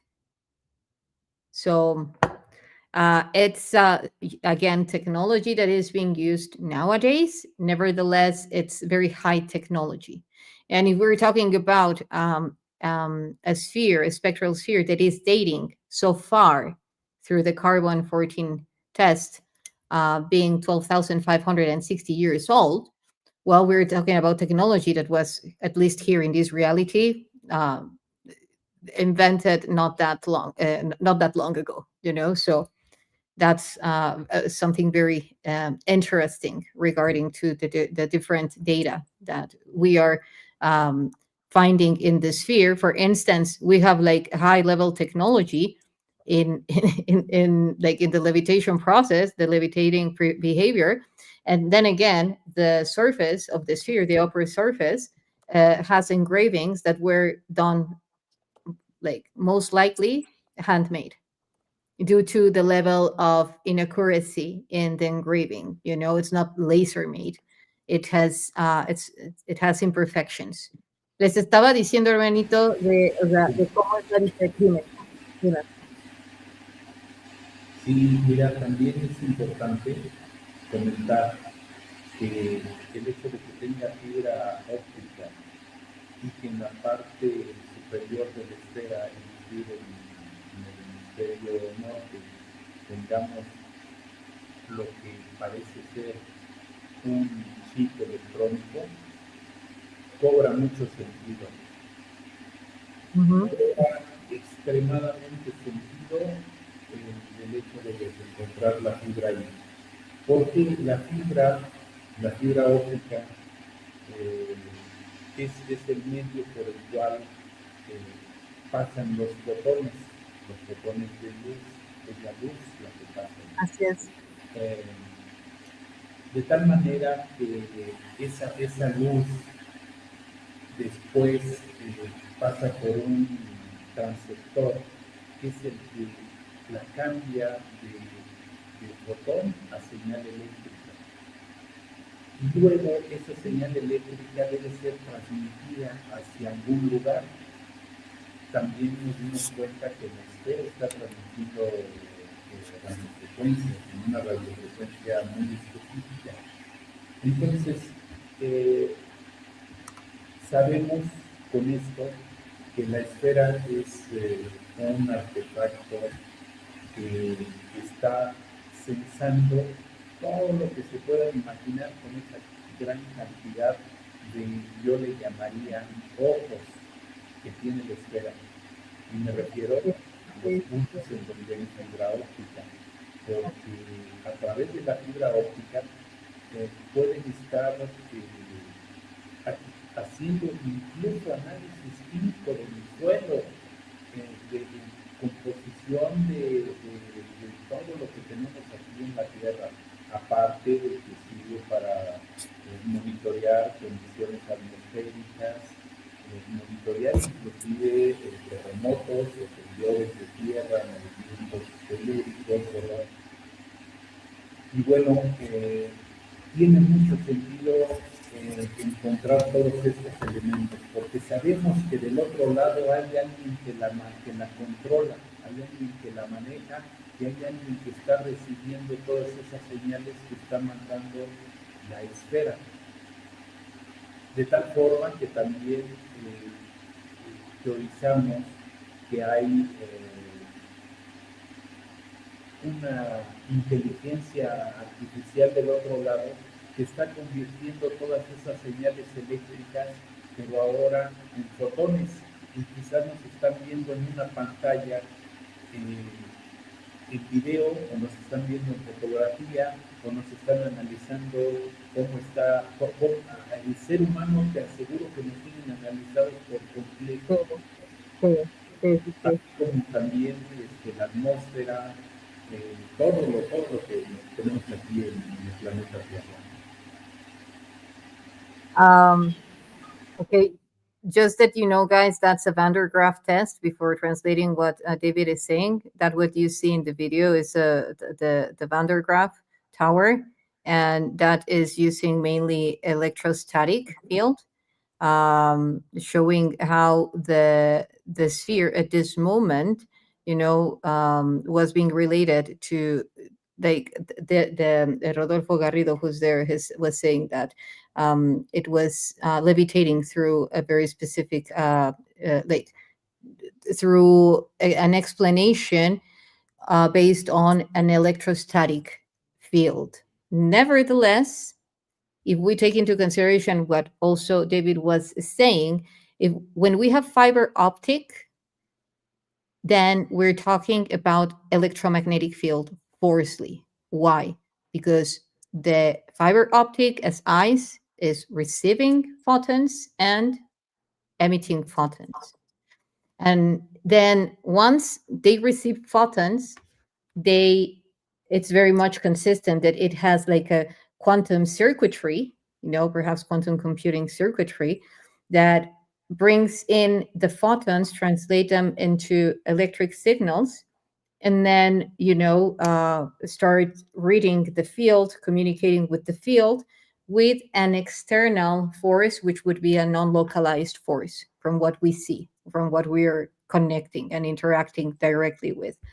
So as the very same way as the photons are received and transduced into electric signals, then the electric signals are transduced into photons, and then and then bringing in, let's say, like a holographic projection, perhaps, into that space from where they are looking at us. Like that source that created the sphere, it would have been, like interacting in that way, through the emissions that the photonic emission that the very same fiber optic is projecting all the way through that nexus. So this is something that I also want to say. Like, for instance, people was claiming that this is reverse engineered. Yeah, there are many spheres that are reverse engineered from ET technology. Like, I think almost every government has, or like specific like groups.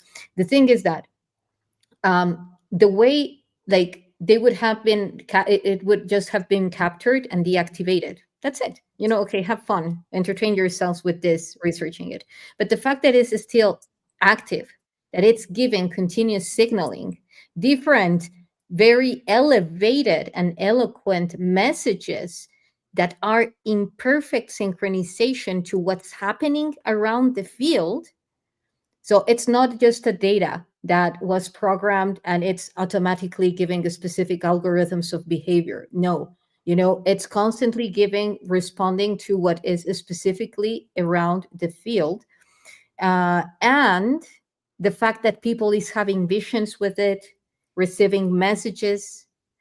I myself have had super powerful meditations with other things that at some point after the next researches we will be officially disclosing.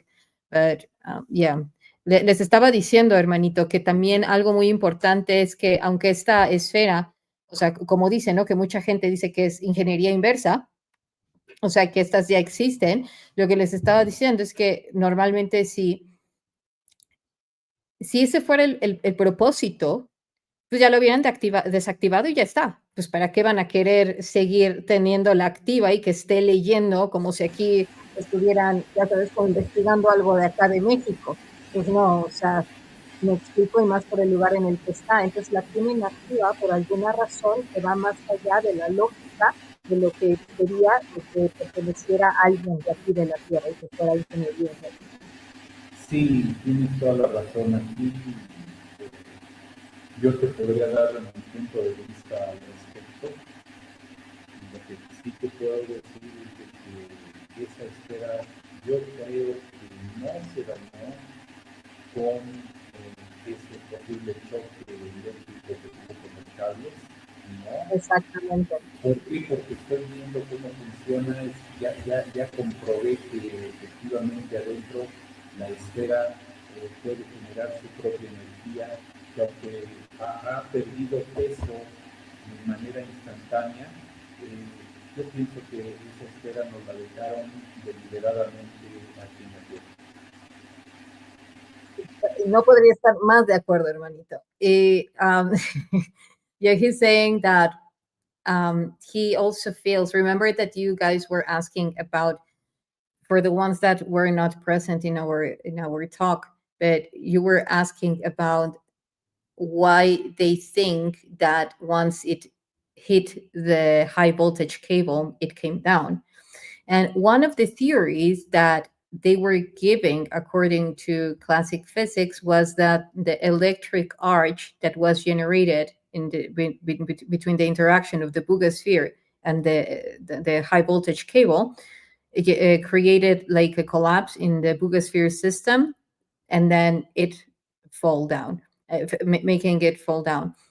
But as I was saying, like the way that it came down, it was so elegantly, like not when when something, like just Right, it didn't just drop like a stone. It like floated down. Exactly. It slowly came down, gracefully came down.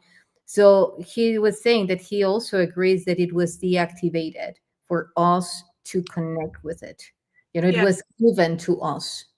So So then according- I was gonna, like, the Mac Daddy of all questions, like, do you think So I that it wanted was to intentionally mention, given to us? Then you were does he talking think about the that fiber they optics. wanted us to have this, And who? Well, And I like, don't what's think fiber they what can is make it- David's story according about? to General Corso's Who book, did this and the why? day after, I don't think they can hear was each one other. of the technologies being reverse engineered from ET technology.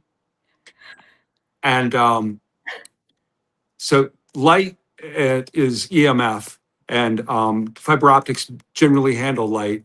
So I was just wondering if you guys had thought about using an optical isolation chamber, because like even human beings or potatoes even like give out photons, right? So the ways this thing is like communicating and reacting, I wonder photonically, just since it's got this dense, really sophisticated network of optical, fiber optics in it, that light might be a component as well as sound frequency. Yeah.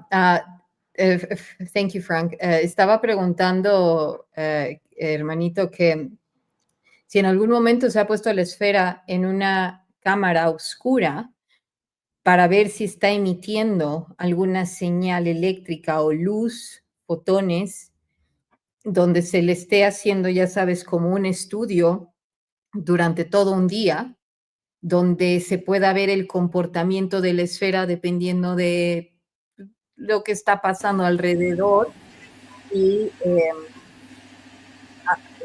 incluyendo como frecuencias, emitiéndole frecuencias y a ver cómo, acorde al espectro lumínico, es que está respondiendo.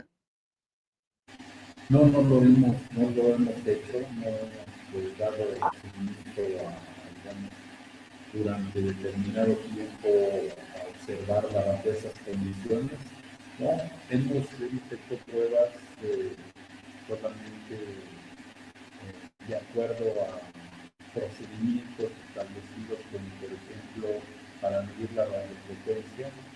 Para eso construí una jaula de Faraday, metimos la esfera y estuvimos viendo que no hubiera ninguna interferencia externa para poder afirmar y comprobar que la esfera estaba emitiendo radiofrecuencias.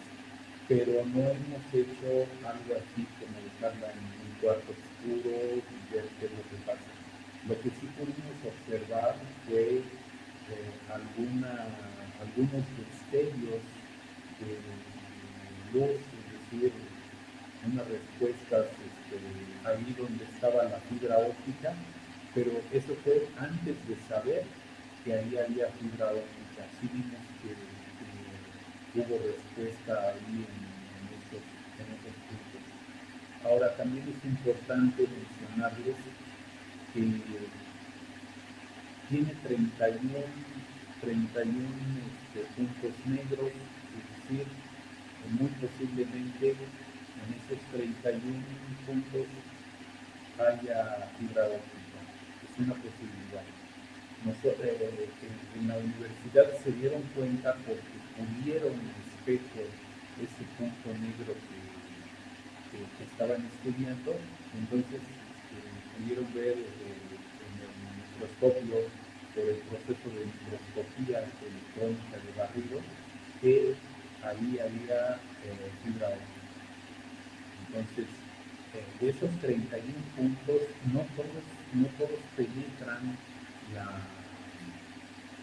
la carcasa de aluminio, solamente 2 de ellos penetran esa carcasa. Ok, pero entonces, ¿todos los puntos alrededor tienen fibra óptica? ¿O solo dos?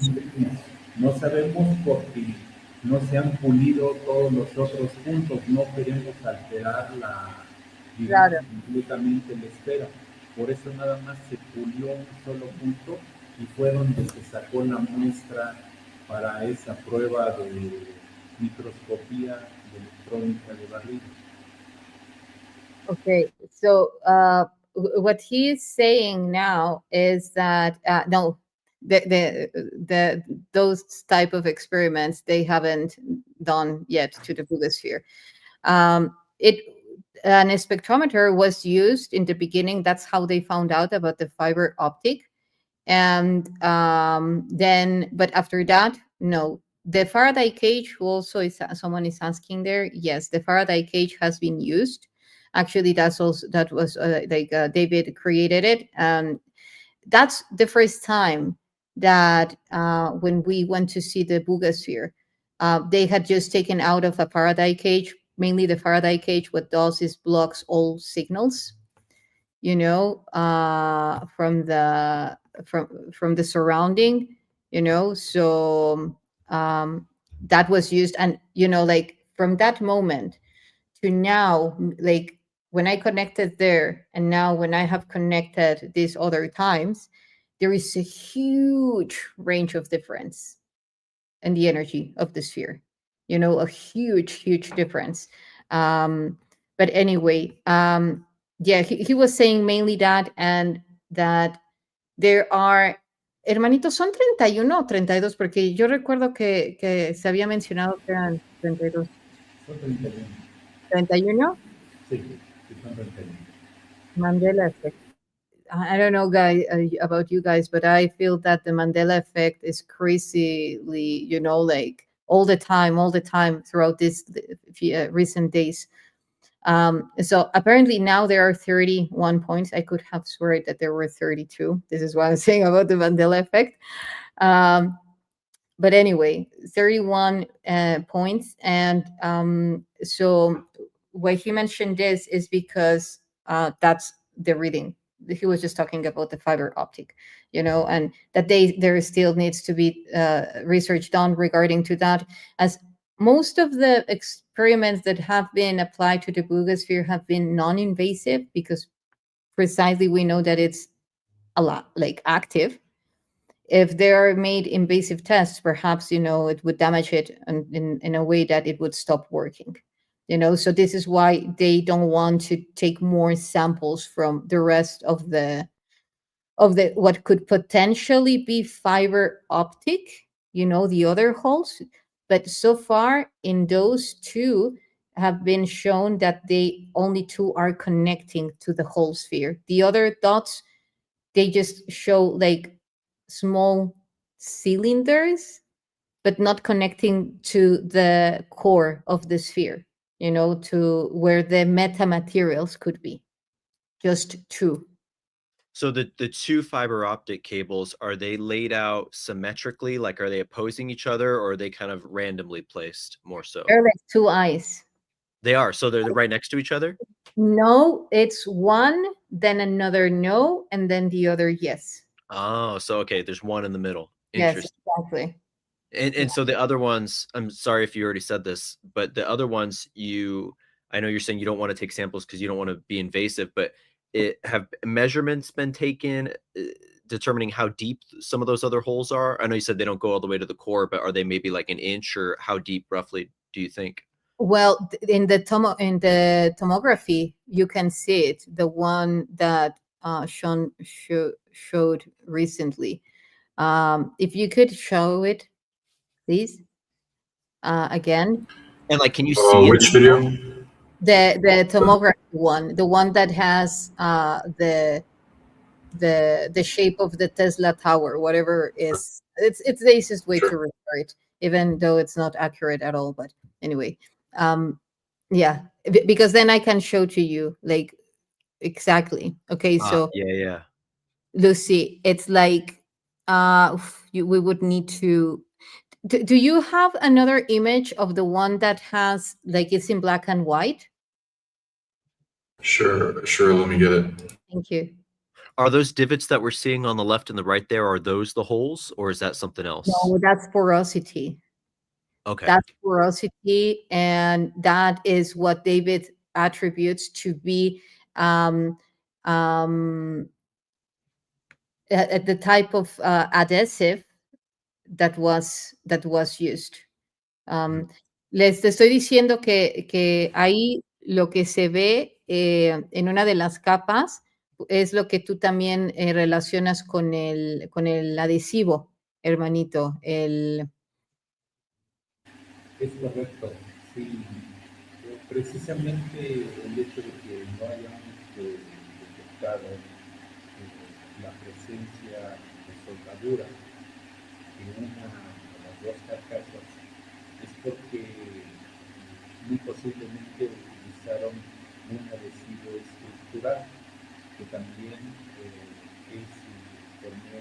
trabaja por medio de dos componentes que reaccionan y al reaccionar generan energía, es decir, se eleva la temperatura de ese material, pero no rebasa los 50 grados centígrados, Lo que habías dicho. congruente con todo lo que hemos hablado. Entonces, sí se utilizó muy posiblemente un adhesivo estructural. Yeah, how he names it, like just talking about the glue, is an structural adhesive, and that adhesive cannot go beyond like above the 50 Celsius because and it's very cohesive to the whole story that the Buga sphere cannot hold above 72.8 Celsius, be in like that beyond that temperature. So are you saying that adhesive is in all of the holes, and then that's what's helping regulate temperature? It's around the whole equator, and in the last tomography it could be shown even better, but no, I'm not seeing not even So, like, one if you were to image. stick a toothpick in those holes, would you touch resin with the toothpick in every one of the holes? Well, that's a good question. Perhaps it would be contaminated, I don't know, due to let me ask, due to the wood, but I Like, if you noticed. put it under water, would water flow into the internal side of it, or does it have like a protective barrier that would keep out like liquid water or something like that? Yeah, there are many tests that want to be done. But you don't want to ruin it at the same time. No, they are coming. They are coming. Okay. It's about that, and it's about other topics. But this upcoming months will be of full research. Hermanito, me preguntaba que si se ha metido a la esfera, por ejemplo, en un tanque de agua, para ver cómo responde a la estructura molecular de agua, o si en algún momento se piensa hacer algo así. Nosotros no la hemos vivido,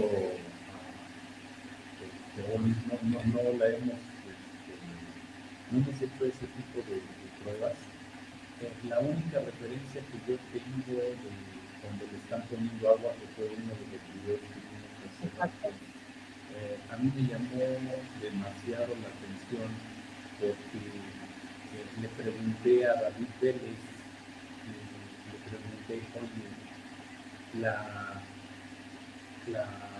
esfera la calentaste y después le pusiste el agua, porque yo veo que se evapora el agua. Me dice, no, primero la esfera estaba fría, echamos agua sobre ella y generó ese vapor de agua.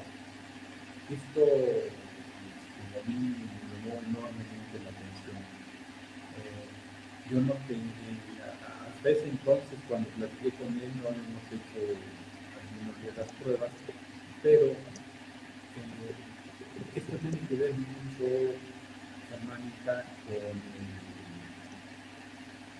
digamos, con la composición química de ese aluminio o de esa aleación de aluminio. Tiene que ver mucho con ese sistema interno que hace que por mucho que genere en su interior esa gran cantidad de energía, porque es una cantidad de energía tremenda que se necesita para que levite un peso de 10 kilos. Es una cantidad enorme de energía. Sí. Entonces, de alguna manera esa energía no se refleja en temperatura. Digamos que tiene un efecto mínimo en cuanto a la generación de temperatura, pero porque también internamente tiene un sistema que regula esa temperatura y está interactuando con Claro. tanto la que se genera como la que recibe. Y entonces, si recibe mucho calor, la transforma en energía. Y esa energía que está generando ella no produce una cantidad de calor suficiente como para degradar la resina que contiene la fibra óptica. Entonces, para mí, la esfera tiene un sistema de autorregulación de temperatura. Y como te decía, esto viene desde la composición química. Tiene aproximadamente el 12% de contenido de silicio. Este componente, este elemento, lo que le da es una protección térmica a estas carcasas. Y eso solamente lo pudo haber diseñado alguien muy inteligente, alguien con conocimientos de termodinámica, con conocimientos de metalurgia, expertos, para terminar pronto, ¿no? Sí. Pa' pronto. Sí, Sí. un experto. Okay, gracias, hermanito. So he's saying that no, again, you know, like those type of tests haven't been applied. It's very interesting what happened the first days that it from its appearance that they poured the water on it, and then, you know, like this steam came out of it without burning or without being hot. So what he thinks that could potentially be related to that is that it has like a thermal regulator, auto regulator, because as I mentioned earlier, you know, it's like it, along with the theory of the components that are creating like that are in the sphere, like the type of adhesive, like a structural adhesive, like its behavior and so forth, along with the fact that, you know, it's constantly in the same temperature. Perhaps it varies a little bit, but it doesn't go, you know, like immensely. So, but in order to make levitate like a sphere that weight, it's necessary like immense amounts of energy. And if you generate energy, you generate heat. So the sphere would be reaching like high amounts of heat. But the fact that it doesn't is because it has an auto regulator. It must have it, you know? So that's a lot of technology, you know, like that's very good technology.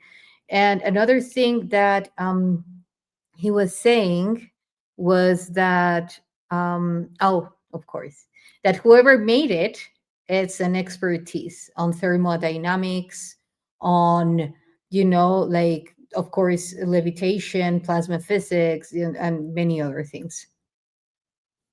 So, okay, one last question on that kind of bridges to, and then I'll pass it over to Nikki. When it comes to the creator of it, and more so your and David's like personal theories, because obviously you don't know for sure, but does it seem to you guys like it was being intelligently remotely controlled, or like it was under its own intelligent control when it was floating around? Like, was it being remotely piloted, or was it kind of just doing its own thing and then happened to, I know you think that it is here to help us and wanted to be studied, so like, do you think another group led it here, or it kind of just found its own way here? Well, I will answer that, and of course, then I'll ask David. There are a lot of ancient artifacts that have already been dated, and they are legit, that have engravings of beings coming out and in of those spheres. Perhaps it's something regarding to plasma beings projecting themselves, like as a genie in a bottle. Perhaps it's just showing how they can transfer their consciousness through that nexus, and as how many spaceships work. So, but definitely there are very specific consciousnesses that are expressing themselves and communicating through that sphere. I had the most sublime experience in a meditation. A guy came to me, a being. It was full of light in the lotus position. And I was like, whoa. And then it took me to the epicenter of, let's say, the quantum circuitry, like source, from the quantum source all the way to, if you want to call it spiritual, whatever, but different layers of it. Then we were at David's house, and he was showing to us images of his book. By the way, guys, if you want to get his book, he's talking about all the research of the Buga Sphere, and he will be translating it into English as well. Ya te estoy haciendo la venta de libros, hermanito, pero bueno, ahorita voy. And then I was like, I didn't know what to say, because one of the pages shows a tablet with the same being that I saw. Like, I was perplexed. I was like, are you kidding me? Can you describe a little more what that being looks like? I could show to you a picture. That'd be great. Because I'll get it up if I can. Okay. I mean, I can send it to you, or yeah. Okay. Thanks. Whichever. Yeah. No. It's not those images. Let me. Which artifact are you talking about? No. It's not here. Let me. Okay, well, I'll show some while you do that. Well, you said it's kind of like responding differently now. Do you think that it's dying, or like it's turning off, or do you think it's getting better? No, it wants us to communicate with it. It's like just waiting for us to crack the code. And we're on that. We are really near. Like, it's impressive because we have amazing members in the group, and yeah, we're definitely getting there. Here it is. I have a quick question. Yeah. Has it ever tried to communicate? It's communicating telepathically. Has it ever tried to communicate via like technology, like actually, like kind of hacking into the phone and like texting it, messing with technology in that way? How has it interacted with technology in a communication basis? Hermanito, ¿has visto si ha interactuado? Okay, well, before going there, let me ask him what you were asking, guys, and then I'm more than happy to ask what you were saying.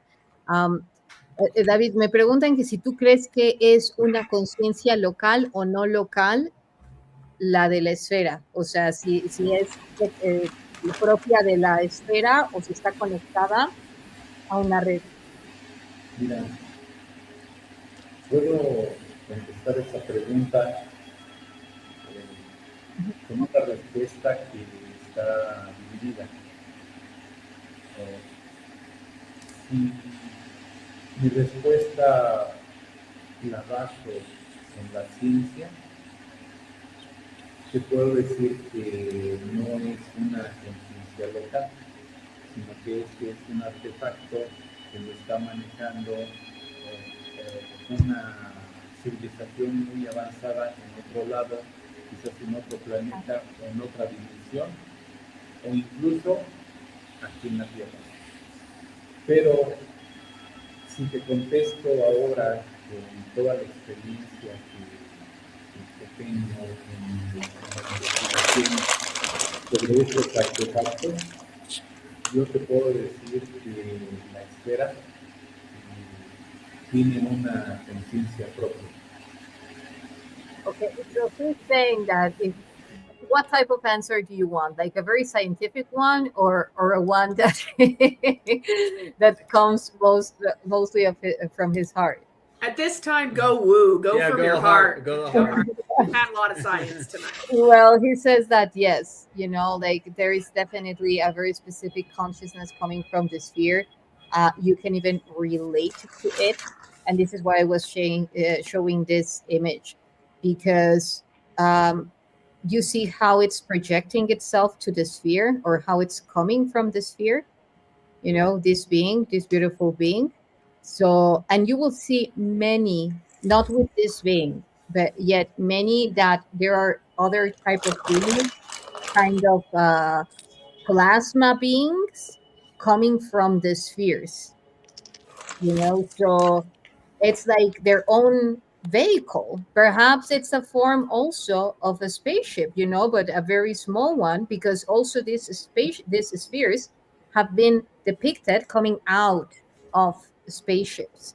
And I am translating now a book that I got with all these codes, and it's clearly showing in the symbols how they are explaining how there are mother spheres that are connecting to the mothership, and how there are smaller spheres that are coming from those mother spheres, as the core of the nexus.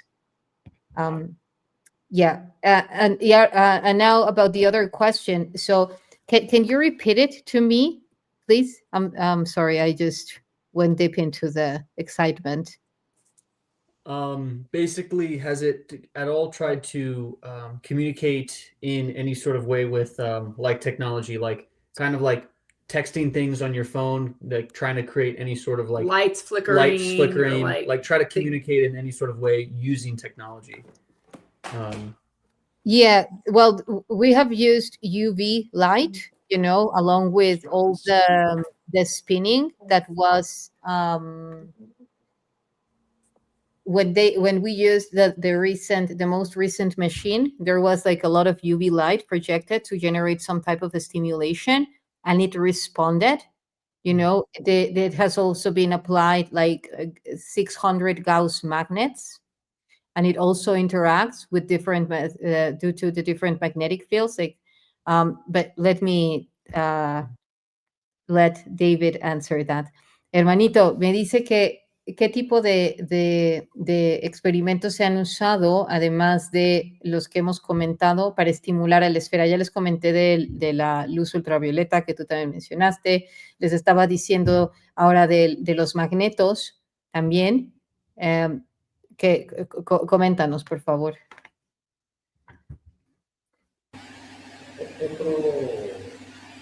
Otra forma de estimular que no hemos probado es con impulsos electromagnéticos.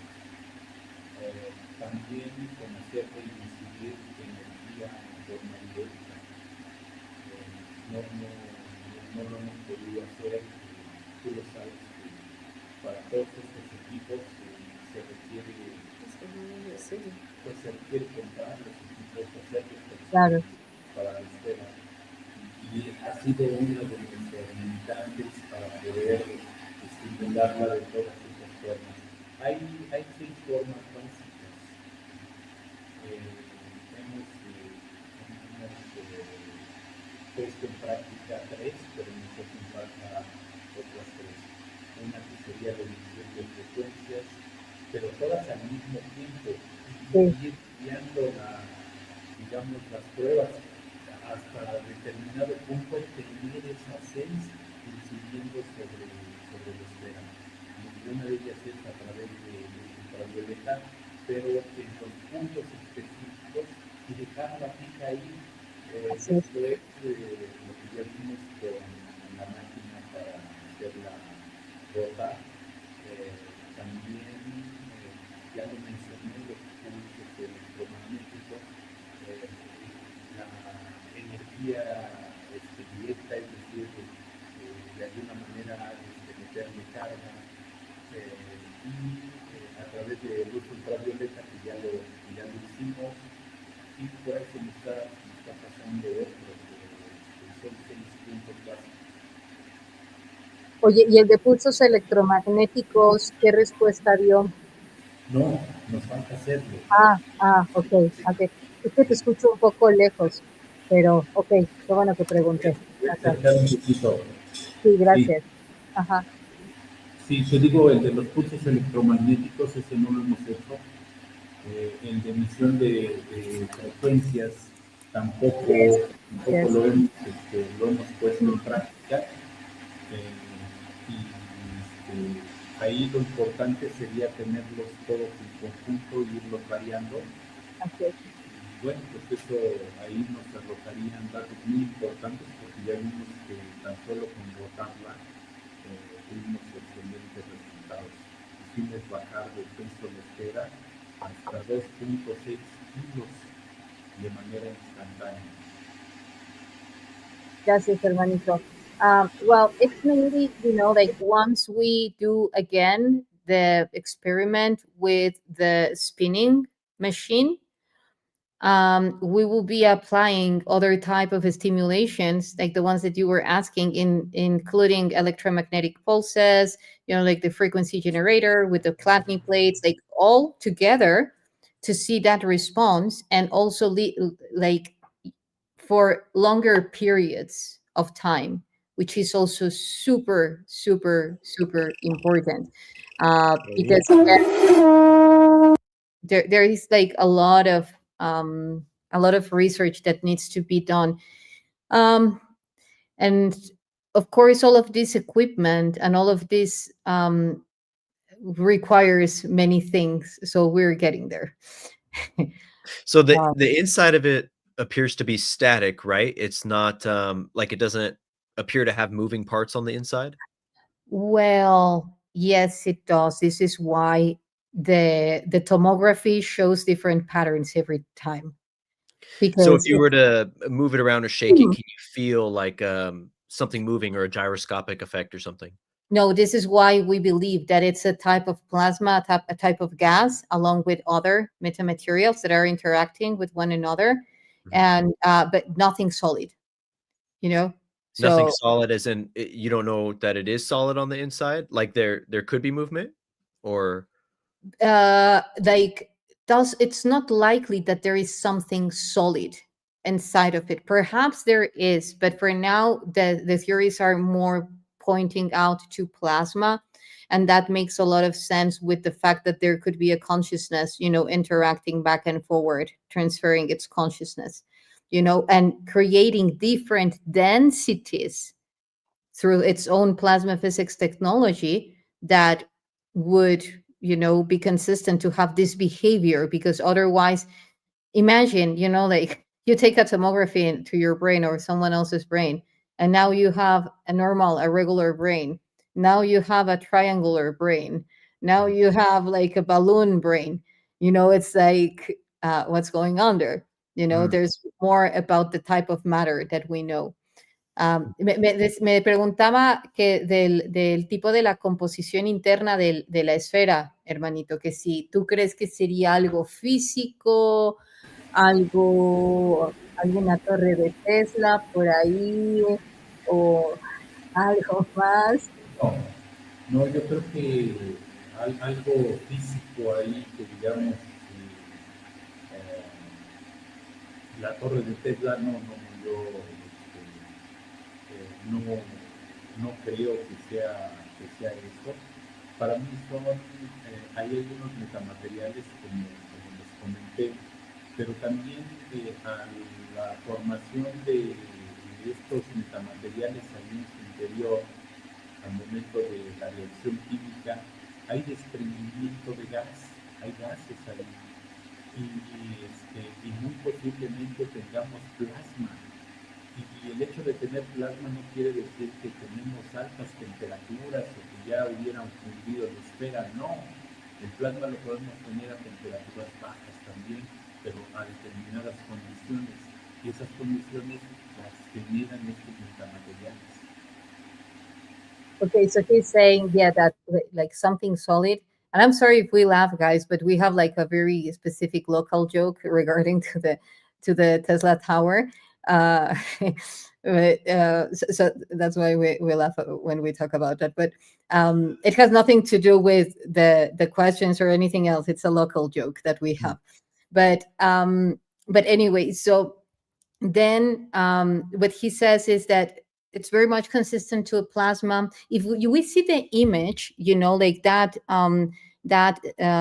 scan, that tomography that was taken that has that shape, you will see that within the three densities, there is one where the circular part is, that it seems like it's leaking some type of component, like some type of that very same density. It's lighter, yet it's the very same color. So this is why, like it's like whether if it's liquid, whether if it's plasma, but it, there, you see in the bottom, like that shady red, that's very consistent to something like moving beyond that very defined image. So yeah. So that could be the gas itself that's forming that Tesla tower shape, not necessarily something physical. Exactly. Because then again, like last tomography that was taken, it showed something else. Right. So it can change. Yeah. But if you were to shake it, you wouldn't necessarily hear like a liquid or anything like that moving. No. If it's just gas, you wouldn't hear it. Okay.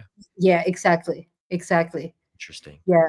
Or unless it would be super tight, if it was, let's say, something solid, it would have to be super tight so that there wouldn't be like any range of sound within elements, or objects. Nevertheless, we can see in that very same tomography that there is not that level of compression in the sphere. There are things that are moving. So if there was something, for instance, even liquid or solid, when the time that you move it, it would sound, unless it had like a barrier against, sound.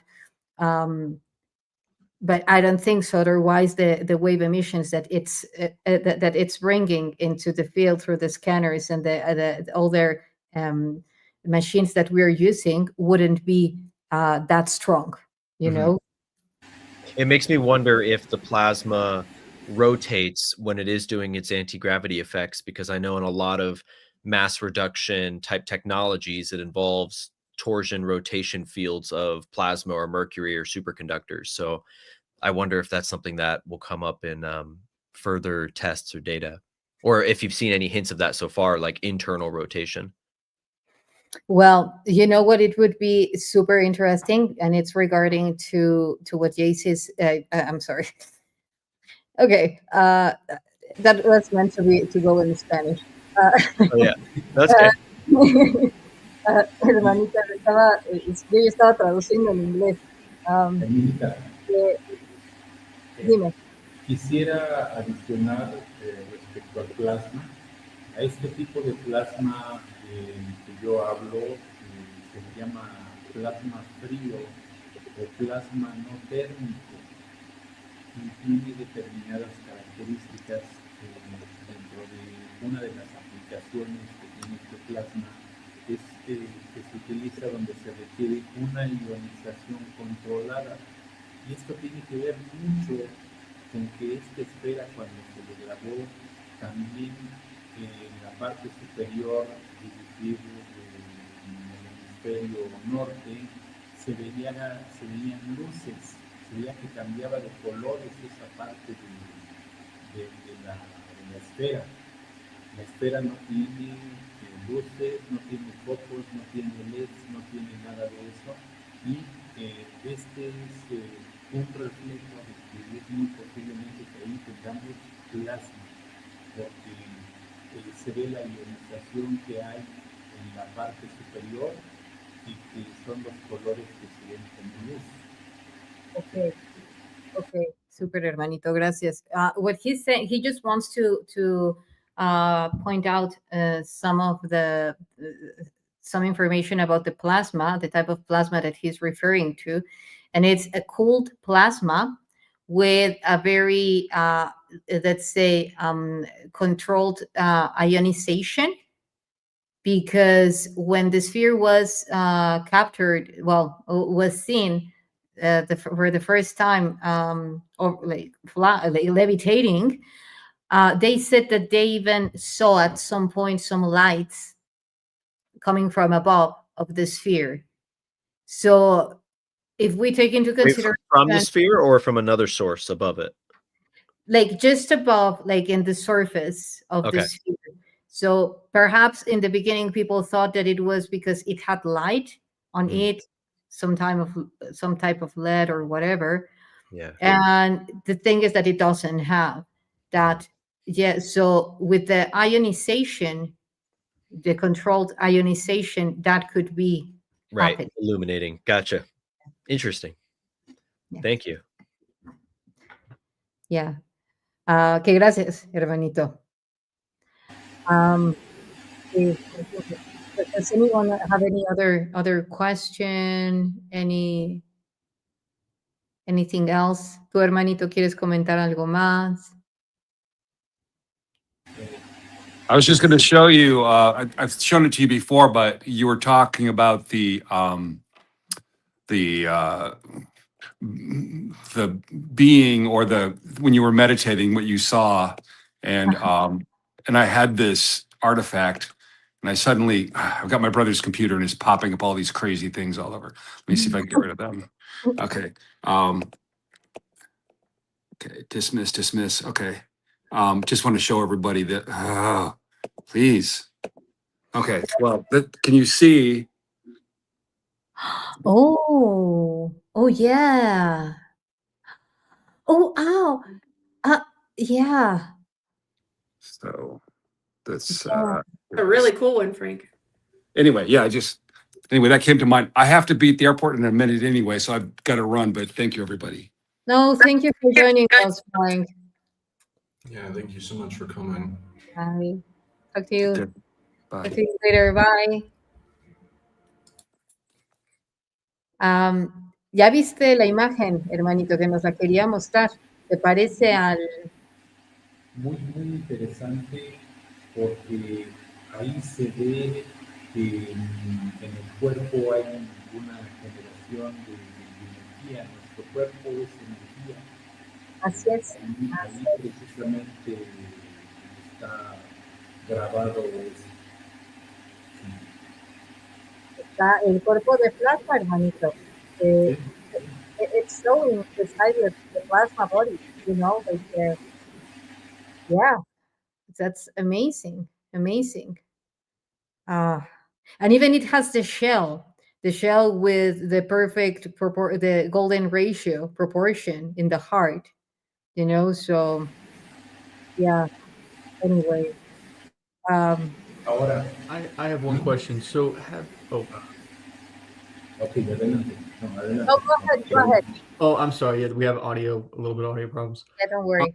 The artifacts, have you actually had them interact with the Buga Sphere before? Yeah, we have put them next to the artifacts, yet we're also coming to a conclusion that some of the artifacts might be having the specific components that will generate resistance and electroconductivity that would play the role as boards to signal into the Buga Sphere. So that's also that something that we're taking into consideration.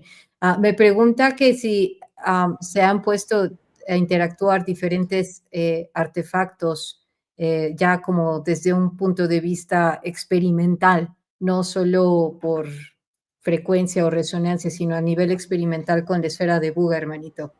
When we bring the artifacts, the Buga Sphere responds and gives a lot of thank yous. So it seems to like, especially if you bring ones with the chips.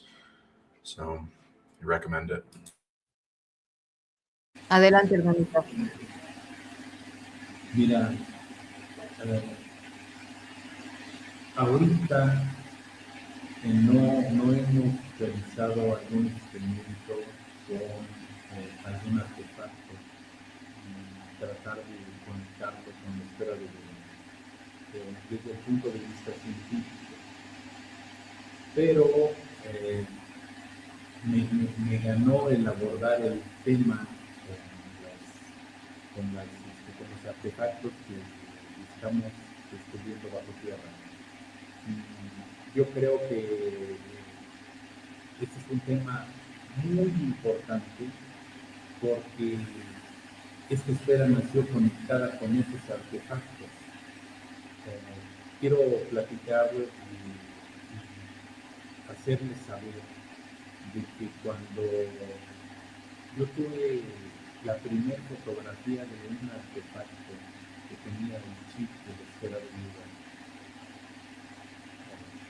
yo pensé que a partir de ese artefacto iba a venir una, digamos, por llamarle así, una oleada de piezas que iban a salir bajo la tierra, precisamente por el llamado de la esfera. Es decir, la esfera está emitiendo una frecuencia y esa frecuencia llega hasta abajo de la tierra. De tal manera que lo comenté con Alberto. Tú lo sabes, hermanita, lo comenté con él cuando tuvimos la segunda pieza, que fue una esfera de piedra que salió en Tula. Ajá. En este momento estábamos trabajando con la esfera de Buga y me llama un amigo, me dice, oye, acabamos de desenterrar una esfera, pero es de piedra, quiero que la vengan a ver. Sí, claro. Dejé la esfera de Buga y me fui a ver la esfera de piedra. A partir de eso, mi comentario fue, de aquí en adelante van a surgir una gran cantidad de piezas debajo de la tierra. Esa esfera estaba llena de ojos por todos lados, igual estaba hecha en dos carcasas y adentro había otra esfera. Lo que nos mostraba en su interior esa esfera es de que esa ramificación de fibra óptica va desde el chip hasta el Ecuador, donde la encontramos realmente en la esfera de Buga. O sea, coincide con todos estos elementos y con todas las características que ya hemos platicado de la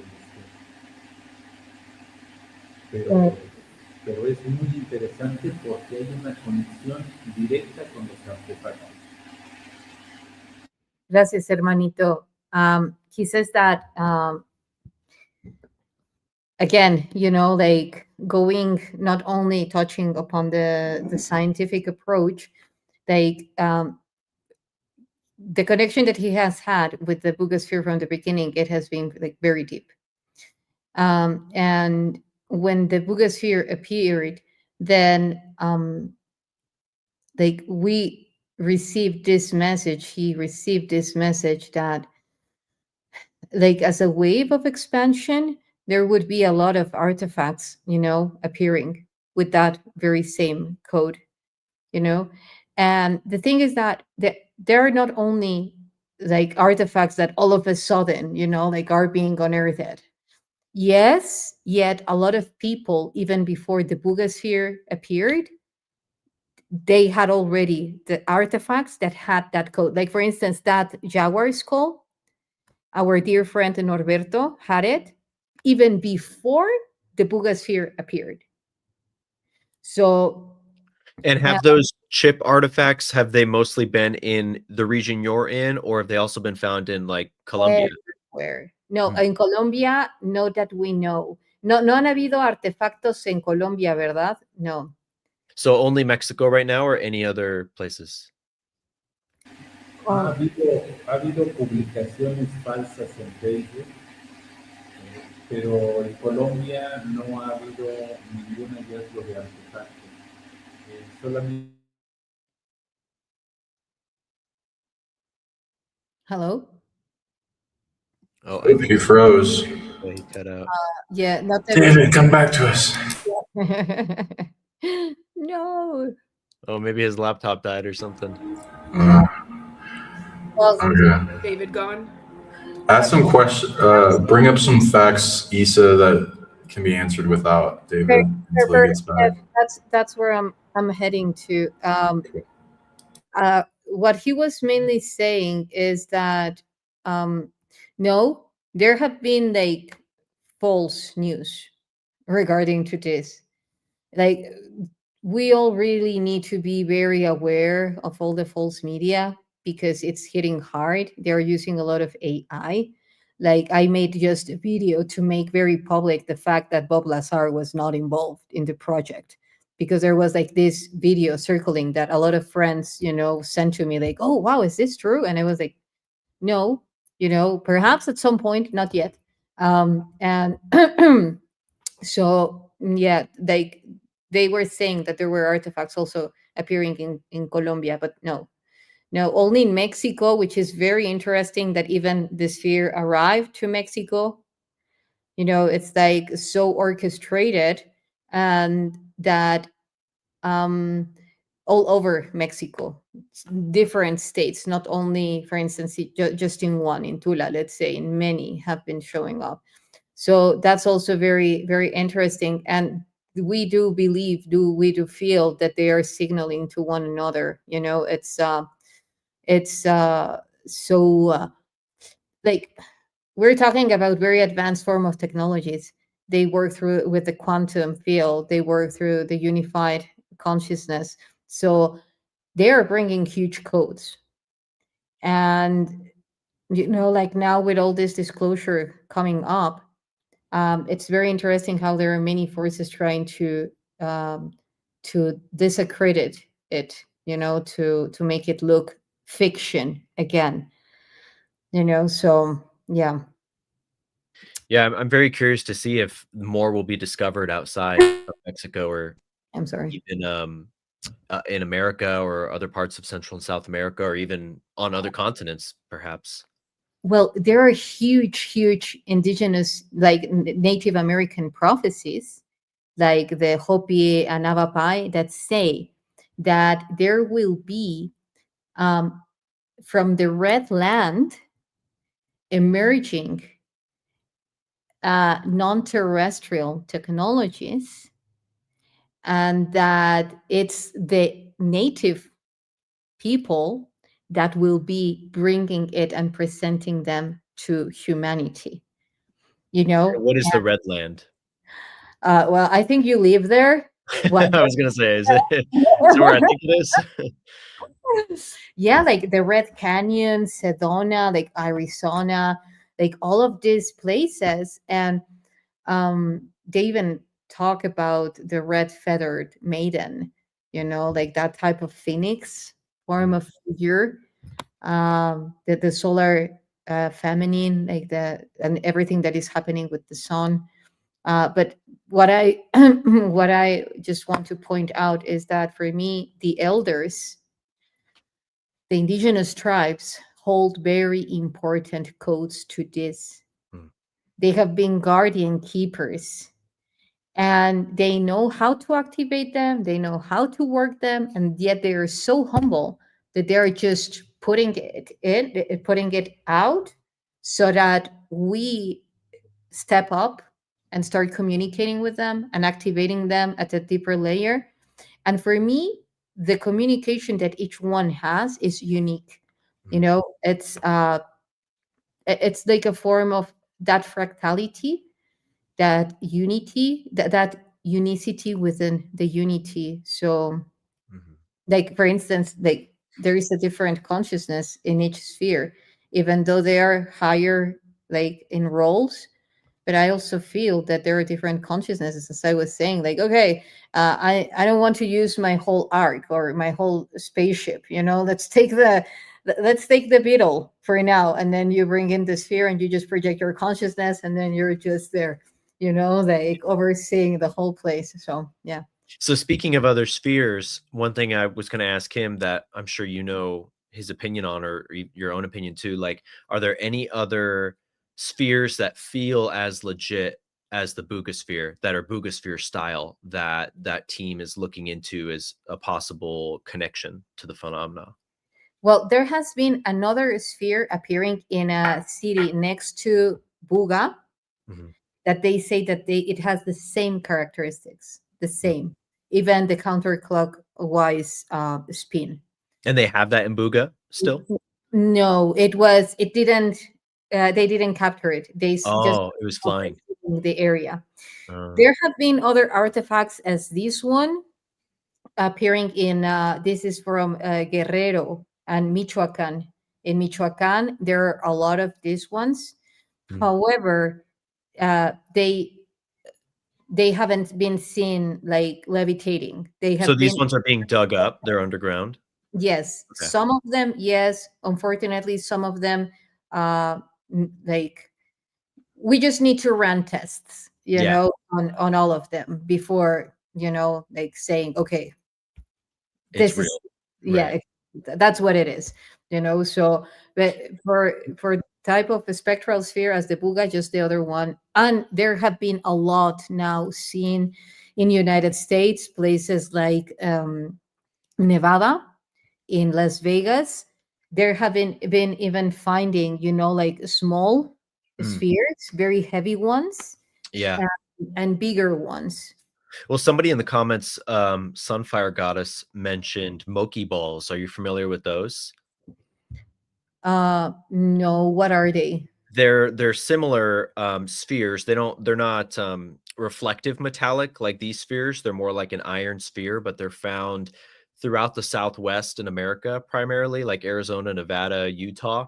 And there's like male and female versions. I might have it backwards, but the males are more perfectly spherical, kind of like similar to that shape, but no designs. It's just like a black sphere. And then the females have more of a ring around them, like a UFO, kind of like some of the artifacts you guys are finding, but nothing with inscriptions, just something that appears to be natural, but you know, hard to explain. Yeah, yeah. Now I remember. Now I remember. Yes, I had heard about them. They're very cool. I had a couple at one point before passing them on to someone else, but they were gifted to me and then gifted to someone else, but they were very, very energetically dense. Definitely felt like it had a spirit or an intelligence to it. Oh, that's beautiful. Thank you Yeah. for sharing, JC. So were any of those, I know you said the artifacts of the chips have been found before the Buga was found. Have any of these similar spheres been found before the Buga was found, or has it only been since then that they've been dug up? Of the spheres, I don't know directly. I have heard that many artifacts had already the Buga chip code, different forms, different shapes, but not precisely whether if it was a sphere or not. You know, that I can say. Yeah. But yeah, who knows? You know, the one that I do know directly from, like the source that got it before the Buga Sphere, is the Jaguar skull, which is from Geo Aliens, Norberto, a very, very good friend. And, you know, it's like 100% legit. And that was found before the Buga was found. Or the Buga Sphere. Before. Yeah, Interesting. even he took that skull to Jaime. Mm, He had it for a while next to the Buga Sphere. interesting. Yeah. So Jaime must have already been, when he saw the chip on the Buga, he was already familiar with that design, probably. Well, he take it after he found the Buga Sphere. Okay. Yeah, like he say, "Hey, Jaime, you know what? I have this skull that has the same chip. You know, you've got to see it." So then Jaime was, "Okay, I do need to see this." So Gotcha. yeah. That's cool. Yes. One Yes. comment, like I spent some time in Colombia in 2020, and I have a couple of friends there, and I told my friend last night that I was going to be doing this, my Colombian friend, and I said, "What do you know about the Buga Sphere?" And he had no idea what the Buga Sphere was. And then he was like, "Oh, Buga, Colombia. I've been there." And I was like, "Oh, yeah. Well, what do you have to say about Buga?" And what did he say? The Brian, sphere. what did The he sphere. say? Yeah. No, not about the The sphere. sphere. He You said just he was like, go- "Oh, it's like a Buga is a place of magic. It's like they have a lot of magical things in that town, and people go there." He's like it's like a weird little town that you go to. He's like, "I've been there. You go there to get healed. Like people go get miraculously healed in Buga." And I was Wow. like, "Oh, okay, cool."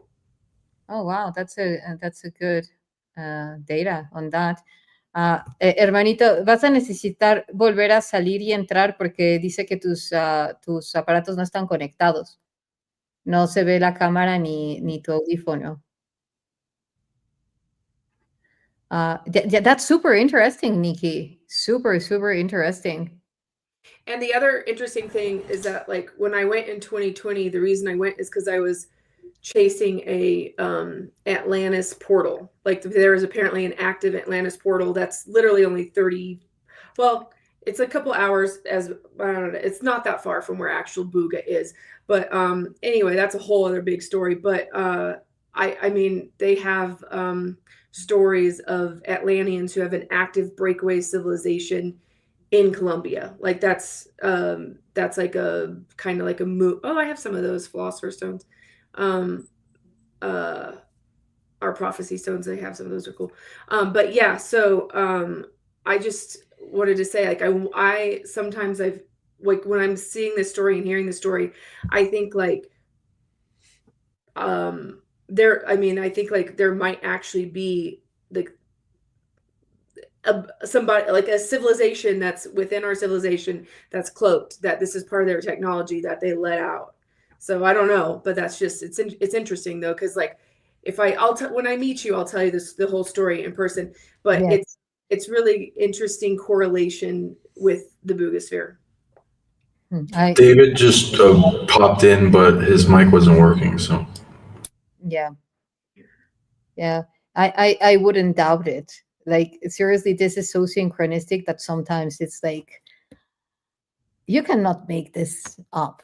You know, like it's yeah. I love it. I feel very grateful and excited and humble for everything that we're experiencing and sharing and how we're all coming together, how it all makes sense, and it doesn't need to be so complicated. You know, we have been coming from super complicated in order for it to be real, and now it's simpler and it's as the cosmos.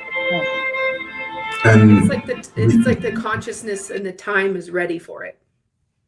right.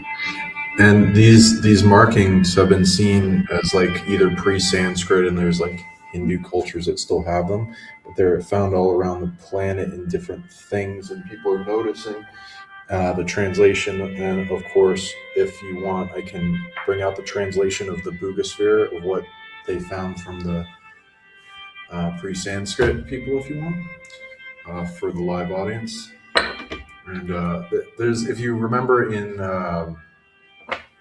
there's a movie in Disney with was Atlantis, the Fallen Empire. So it has similar symbols to this, but not exactly. It's just John, intricate. what is that clear one made of? Is that like a quartz kind of crystal, or is it more of a glass?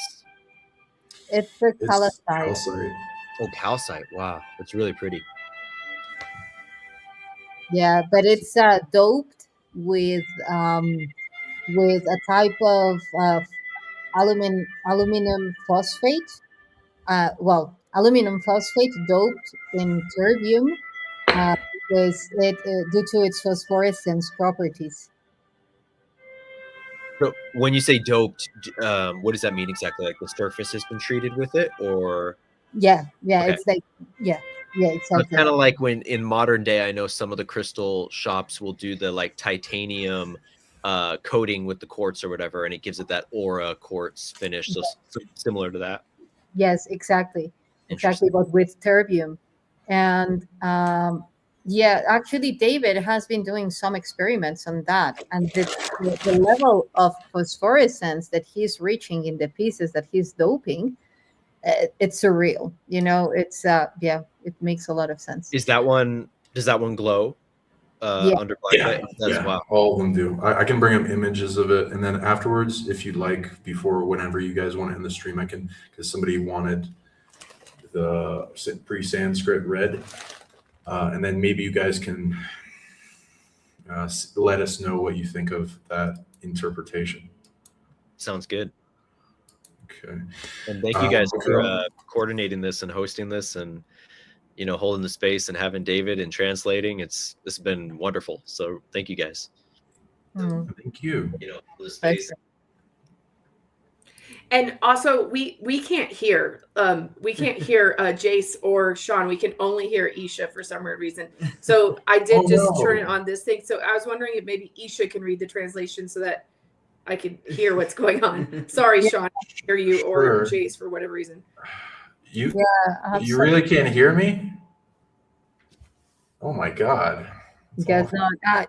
That's weird, but we have been like the Buga Sphere field has definitely been present. Oh yeah, so, it's the Buga Sphere for sure. Yeah. Okay, so here it goes. And well, David sent also a message that it's raining like really strong, and something happened with, with the electrics there. So there you go. That's all good. He gave a lot of his time, so I'm grateful. Yeah. And I will have to go soon, guys, in a bit. But like sharing with all love, like the message that Dr. Agnese decoded from the symbols above. It says, in the great beginning, the primordial moment, the spirit, through the word, brought forth the birth of the races and lineages, leaving everything infused with the purpose of spreading and offering to the sun, to the heavens, the radiance and light of the universe, and the realm of the seven worlds, of the planets and the gods. Then came the lunar phases, the harvests, and the sowing. The earth was secured, and cultures were formed.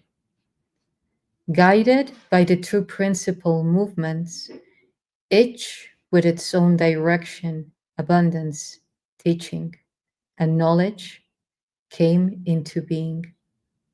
This was manifested from the highest, the most sublime, and the most perfect. It was then that the vortex was created with a great thunderous sound. Likewise, the wheel of time was formed, the astronomical wheel revealing itself in the cycles of the earth. Afterwards, the Absolute, the Most High, drew nearer to bestow the manifestation of goodness and the generation of virtues, reverence for the sacred, devotion to truth, and the expression of spiritual strength and heroism through harmony and perfect synchronicity. Thus was established the resonance of the 30 gods.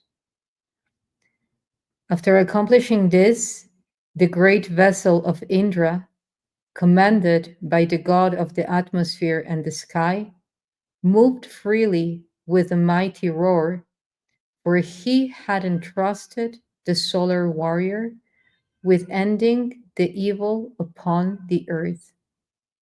Finally, after the vessel departed, it left a warning of danger, a possible breaking of the world through atomic disasters, solar explosion, or destruction, where all could end by our own decision and responsibility. Thus, the great vital essence, the breath and creation of life itself, could be destroyed forever. Wow. And that came from AI translation, is that right? Or how is that translated? It was in Spanish, and then it was translated by AI, but the original translation is in Spanish. So That's what's from what's Yeah. on the sphere? yes, yeah. Okay. Well, Two Sanskrit scientists, different, Okay. did them on their own without comparing notes. Pre-Sanskrit scientists, they translated pretty much the same thing, and then this is the amalgamation of it. Each symbol has quite a number of options around the same variant, and all applied for in the translation. yeah, Dr. Agnese has a PhD in ancient tongues. So she found out that the symbols are very much consistent to a prior form of Sanskrit. So I have also been doing some research, and impressively, yet not surprisingly, some of those codes are also found, for instance, in Sabaic language, which is in the southern part of Middle East. And for instance, the first word symbol that Dr. Agnese says that it's the beginning in Sabaic language, it's related to the mouth, which is the word, which is the beginning of. If you put the dot along with, so it's like, it is like the very same, like using one equation for everything. Once you get the basics, then you can translate it in many, many, many languages. So I think this is very much connected to that. Also, like these symbols have been seen in Atlantean language. Like there are books of Platon and Socrates that show the ancient Atlantean language, and you will see some of those symbols. It's really amazing to me how even with the language jumps, how clear that message still comes through and how much it resonates. And like for me in particular, one of the things that really resonated was the reference of the 7 worlds, because in the Law of One books, which I really resonate with, the raw channelings, they talk about the 7 density octave model, which correlates to the 7 chakras, the 7 notes in a musical scale. And so the 7 worlds, and then earlier we were talking about the densities and the different densities, and it possibly coming down to kind of manifest more in this density, and that being a catalyst for the weight change and other things. So it really resonates. And then the part about what you were saying about the world kind of being manifested is very mirroring of almost Genesis in the Bible, the book of Genesis, right? So fascinating. Yeah, and it also talks about the Indra spaceship, the solar arc, and the 30 gods. Like for instance, even if you go to the decoding of the Tetragrammaton and the name of Yahweh, that has nothing to do with the religion, yet the algorithms of the very same letter, the word, you will see that it's a 4, it's a 3, which is a 7. So all of these algorithms, and then you add, for instance, to that 4 and 3, then you add the 5 points of the Tetragrammaton. So then you have a 12. So then you have another coherence. So it's algorithms. It's crazy how it's all embedded in everything. It's like I just imagine sometime like just putting this goggles and seeing all the patterns of light. Well, sometimes I do, but like seeing the patterns of light and how due to those algorithms they are creating different tones, and how it all creates a symphony, and how you can access to the egregores through those tones. So yeah, amazing. Yes. Well, thank you so much. This has been cool. This has been awesome. Yeah, no, thank you guys. And by the way, again, like David apologized because he couldn't make it back again. He said that at some point he would be trying, but the electric storm was super hard. So super strong. I get that. Cool. We made it 3 hours, y'all. Yeah. I know. Where we were having fun, so that's a good sign. Thank you so much for translating everything, Yusha. I bet you that's like double hard because you're kind of going like my answer, his answer doesn't. Yeah. Yeah. So thank you. Juggling that. Thank you. Yeah, my pleasure. I love different languages, so yeah, my pleasure. Yeah, thank you both. I And thank you all that watched this show. I'm sorry I interrupted you. oh no, you're fine. I was just gonna say, tell David thank you so much for giving his time to us today, and thank you again to you both too. Yeah, thank you. Thank you. And Sean, thanks for the visuals. That helped a lot. Yeah, try to make it in between because I know a lot of the audience isn't speaking Spanish. So, you know, will help keep people's attention. And she can't hear you right now, so they've got the visuals are what they are relying on. Oh, right. Yeah, thank you. That was amazing. That was amazing, bringing all those images. Thank you. Thank you. Yeah, and so for everyone out there, thank you for tuning in. Please subscribe to all our channels, share this far and wide, get this to all the people that you know as alien people want in amplify in disclosure truth. Get it out to the skeptics because this is the people that barely touched their toes in the water in this subject. It just blows them away with how much evidence there is. And it's a little disappointing, but you know how that is. And can you guys list how people can get a hold of you? Yeah, so for me, my YouTube channel is youtube.com/Cosmic Origins, and you can find all my social media links in the description of any of those videos. Also Cosmic Origins on Instagram, but the O is a 0 on the Instagram handle. And if you want to send me an email, cosmicorigins777@gmail.com. Well, yeah, it's interesting. Social media is also your own? Yeah, just let me say something. It's very funny, JC, because you are very much into the 7, and we were talking about the 7. And before someone sent that message to the private chat, there were 77 messages on the private chat. Nice. How cool. Yeah. 7's everywhere today. Yeah. And how other platforms people can reach you on? You're on Instagram, X, or any? And what projects you have coming up? Any conferences, events? Yeah, so my X is also Cosmic Origins, and then my website is consciouscrypto.info, and that's where I do cryptocurrency coaching. So if you're interested in learning about how to invest in cryptocurrency, we have a conscious spiritual community that integrates all of the awakening material with crypto. So it's not just the boring 3D stuff, like we're about the spiritual side of it. So consciouscrypto.info, and then if you go to like my YouTube, you can find the rest of my social media links in there. That's probably the easiest way. And then for Nikki, YssaH, you might have to tell Nikki, since she can't hear us right now, to translate for us. Yeah, absolutely. And thank you for reminding me, because I keep forgetting it. Nikki, so if you can share with us, how can people find you, both of you?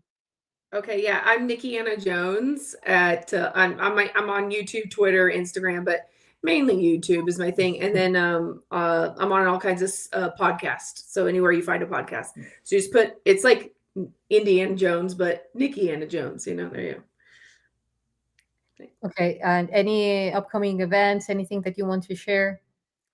Not really any events. I mean, you know, I think I'm going to try to do a lot more live streams and upload a lot more. So you could just find it. And I have I have over 200 plus interviews. So lots of content for people. It's kind of evergreen content. I tend to do like what is this person all about interviews, and then, you know. Okay, nice. Any secret, uncomfortable secret that you want to reveal? I'm just kidding. Anything from Joaquin's? If Joaquin. Oh, yeah. Joaquin. I have a small channel called Esoteric Wisdom. So you can go follow that. Follow me on Instagram too. It's Diego Escobar 1776. So I post some 5D stuff there. So Where are you from, Joaquin? like where did I grow up? I grew up in Los Angeles. But do you have any? Yeah, my dad speaks Spanish. He's Mexican, so oh, qué bien. definitely I'm connected to the where the boog is at right now. Nice. Nice. Okay. Good. Okay. Yeah. Anything else you guys, Nikki, Joaquin, that you want to share? Well, Nikki already, but you, Joaquin, anything else besides your channel?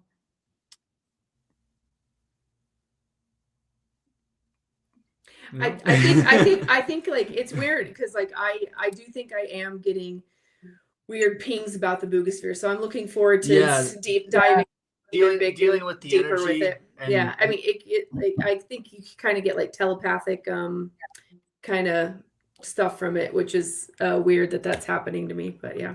Yeah, I had a particular moment yesterday where I felt like it pinged me, and I could specifically tell in that moment it was like communicating with me, and it was really interesting. Good point. If anyone gets telepathically communicated, dreams, visions, before going to sleep, all that of the Buga Sphere, come back to this video, comment below, and let us know. YssaH, how can people get a hold of you? Well, my YouTube channel, the same as my name, YssaH. I'm going to pronounce it in English because it will be easier for you guys. Arsari Libyen. And my Facebook, YssaH Arsliv. Instagram, likewise, as YouTube channel, Facebook, www.acna/hunuh.com. It's in the beginning of the introduction of this video. I know that the name is kind of different. So, but it's very much related actually to that code, to the Buga Sphere code, which is the ACNA key that I call it that way before the Buga Sphere appeared. And so upcoming presentations, CLE in LA, February, I will be talking about the ancient artifacts from a scientific and spiritual approach. I will be on the alien event, March. Sedona, Rise of the Guardians, May. And then the Day of Being, and a retreat after, return to being. Then June, the star knowledge, and upcoming trips for sure. So stay tuned because we will be having a trip to Mexico, Egypt, upcoming collaborations, which is very exciting. So yeah, stay tuned. Thank you so much, you all. I love you guys. Yeah, I was talking about that today. You will see the clip, Sunfire Goddess, with David Serrita. He was talking about YssaH and its connection to Jesus. But anyway, yeah, thank you so much. Thank you so much for showing interest to this, to the Buga Sphere. It is a huge message and huge implications and influence regarding to this stage of human evolution. So thank you, guys. Yeah. How about you, Sean? I'm Sean Bond, founder of Sonic League, sonicleague.com, Sonic League YouTube, all around Sean Bond or Sonic League on all the platforms. You can reach me, Sonic League, for consultations, clearings, healings, unlocking your dormant abilities, depossessions, abundance, all the things. Going into alien artifacts, feel free to contact me for alien artifact wisdom and interaction if you want to become a contactee, or you're interested in our sacred trips to Mexico and unlock your dormant abilities. Go to a place of power, pyramids, and hot springs, and cool adventures like never before. Nobody can do. See us both. We're going to be holding those, me and YssaH. So, and let us know. Contact us all, sonicleague@gmail.com, if you're interested in having any of us for more interaction, information for the Buga Sphere. If you're looking out for interviews, you can reach us out all our information. Conferences, trade, commerce, cryptocurrency, bring it, help support us, get it out there. we're willing to reach out to you guys and help you guys in your life, and we can all rise together in these connections.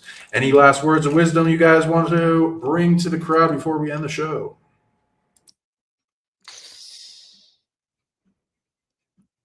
Stay open. So the world of mystery is before you. That's all I would say. Thank you. Nikki, Joaquin, do you want to say any last words before wrapping up this live transmission? No, just like, this is an exciting time to be alive, guys, and this is really the coolest, biggest thing. If you really like get into the weeds of this, like, this is cool. Like, I don't know why they're not 8,000 people on our live stream right now. Like, that's like cool shit, you know? Yeah.